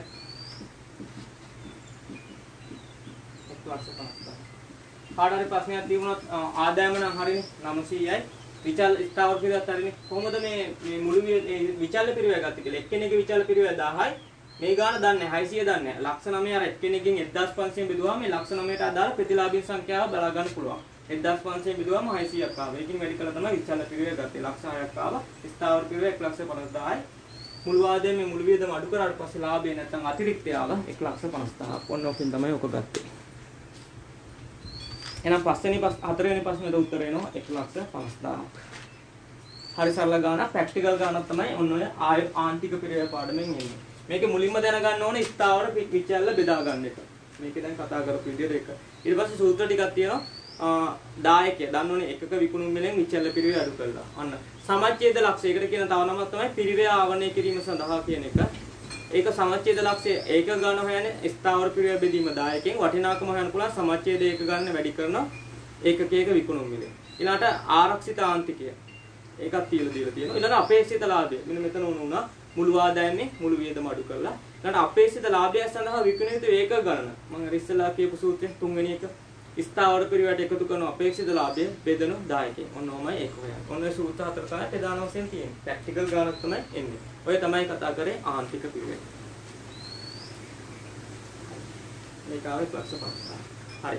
එහෙනම් අපි වීඩියෝ සීරීස් එකෙන් සියලුම පළවෙනි එකේ ඉඳන් 6 වෙනි එකට වෙනකන් කතා කරලා ඉවර කරා. හරිනේ. එතකොට පළවෙනි ප්‍රශ්නේ, දෙවෙනි ප්‍රශ්නේ, තුන්වෙනි ප්‍රශ්නේ, හතරවෙනි ප්‍රශ්නේ, පස්වෙනි ප්‍රශ්නේ, හයවෙනි ප්‍රශ්නේ කතා කරලා ඉවර කරා. පළවෙනි දෙක අනිවාර්යයි එක කරන්න ඕන. ඊටු හතරෙන් එකක් අතරින්න පුළුවන්. එතකොට එකක් අතල්ලා කරන්න පුළුවන්. එහෙනම් මම හිතනවා මේකෙන් උපරිම ප්‍රයෝජනයක් ගන්න කට්ටිය මේක හරියට පාවිච්චි කරાવી කියලා. අන්න මේ ටික තමයි හොඳම වැදගත්ම ටික. කොහොමද දෙවෙනි කොටසේ කරන විදිය. මේක හොඳට කරන්න ඕන. දැන් මේකෙන් එක එක වෙනස් විදිය ආකාරයේ ඒ හැම ආකාරයකටම පුරු වෙන්න ඕන. හරි. එහෙනම් මම මේ වීඩියෝ සීරීස් එක මෙතනින් නවත්තනවා. එහෙනම් ගිණුම් කනේ දෙවෙනි කොටස අපි සියලුම ප්‍රශ්න ටික කතා කරලා ඉවර කරා. සමාගම් සිට අවසාන පාඩම දැන් මේ කතා කරපු ආන්තික පිරිවෙයි පාඩම වෙනකන් තියපු ප්‍රශ්න 6ම කතා කරලා ඉවර කරා. මේවා මොන හරි කොටස් කරන්න තියෙනවා. මම සමහර කොටස් වෙන වෙනම කරනවා. මම කියවනේ අවුරුදු දෙකමාරක සිලබස් එකක් පැය දෙක තුනකින් කරන්න අමාරුයි. ඒක කරන්න පුළුවන්. හැබැයි ලොකු දෙයක් කරන්න බෑ. මොකද මේ ගණන් ප්‍රශ්න තියෙන බිස්නස් එක වගේ නෙවෙයි. ඒ නිසා තියෙන්න ඕනේ අර පොඩි තැනේ ඉඳන් උඩ තැනට පටන් ගන්න ඕනේ. අනිත් එක ඒකත් එක්ක ගණන් කරන්නත් ඕන. ලේසි ගණන් ඉඳන් අමාරු ගණන් යනකම් කරන්න ඕන. ඒක ලොකු කැපවීමක්. දැන් හිතන්න මම මේ වීඩියෝ උඩරිම කෙටි වෙන්නත් බලාපොරොත්තු වෙන්නේ ඒකයි. කට්ටිය වීඩියෝ පැය ගණන් තිබුණොත් බලන්න කම්මැලි. ඇත්තම කතාව. ඊළඟට ස්කිප් කරලා බලනවා. ඒ නිසා වීඩියෝ උඩරිම කෙටි වෙන්න තමයි මේ ඉක්මනට කරේ. නැත්තම් මට මේක අරගෙන පැය 5 6 7ක් 8ක උනත් කරන්න පුළුවන් මේක. එහෙම කරොත් කට්ටිය බලන්නේ නැහැ ඇත්තට. එහෙම බලන්නෙත් නැහැ. උඩරිම කෙටියෙන් තමයි බලන්නේ. නිසා හරිනම් විනාඩි 5ක් වගේ තිබුණා නම් අනිවාර්යෙන් බලන්න. විනාඩි 20ක් වගේ තිබුණා නම් අනිවාර්යෙන් බලන්න. එහෙම වීඩියෝ තමයි කියන්නේ පැය දෙක තුනෙන් ගිනුම් කරන්නේ මුල සිට සියලුම දේ කියලා. වැඩක් තියෙද? ඒක වැඩක් නැහැ. මේ වෙනුත් ගන්න පුළුවන් දේවල් මම හුඟක් දේවල් කියනවා. ඒක ඉතින් බලලා ඒකත් එක්කම නෝට් ටිකත් එක්ක බලාගෙන අන්න එහෙම තමයි ගණන කරන්න ඕනේ. ඉස්සලා නෝට් ටික බලා ගන්න ඕනේ. මේක කරපු තියරි ටික මොකක්ද? තියරි ටික බලාගෙන තමයි ගානට එන්න ඕනේ. එහෙම නැතුව බෑ. මම මුල් ටික කියනෝනේ තියරි ටික. ඒ ටික බලාගෙන තමයි ගානට එන්න ඕනේ. අන්න ඒ විදිහට හැදුවා ලොකු දැනුමක් ගන්න පුළුවන්. එහෙනම් දෙවෙනි කොටස බහුවන සාකච්ඡාවත් මම මෙතනින් නිමාවට පත් කරනවා. ඊළඟට වෙනම වීඩියෝ සීරීස් එකේ ඊළඟ කොටස වෙනම දේවල් තියෙනවා නම් අලුත් දේවල් තියෙනවා නම් ඒ ටික කතා කරන්න. 2020 පේපරේ 2021 විභාග ලියන කට්ටියට අත්‍යවශ්‍යයි. අනික කට්ටියට 2022 23 කට්ටියත් අනිවාර්යෙන් බලන්න. මේකෙන් ලොකු දැනුමක් ගන්නවයි කියලා මම හිතනවා. හරි. එහෙනම් අපි මේ වීඩියෝ සීරීස් එක දැන් නවත්තමු. බොහොම ස්තුතියි සම්බන්ධ වුණ කට්ටියට.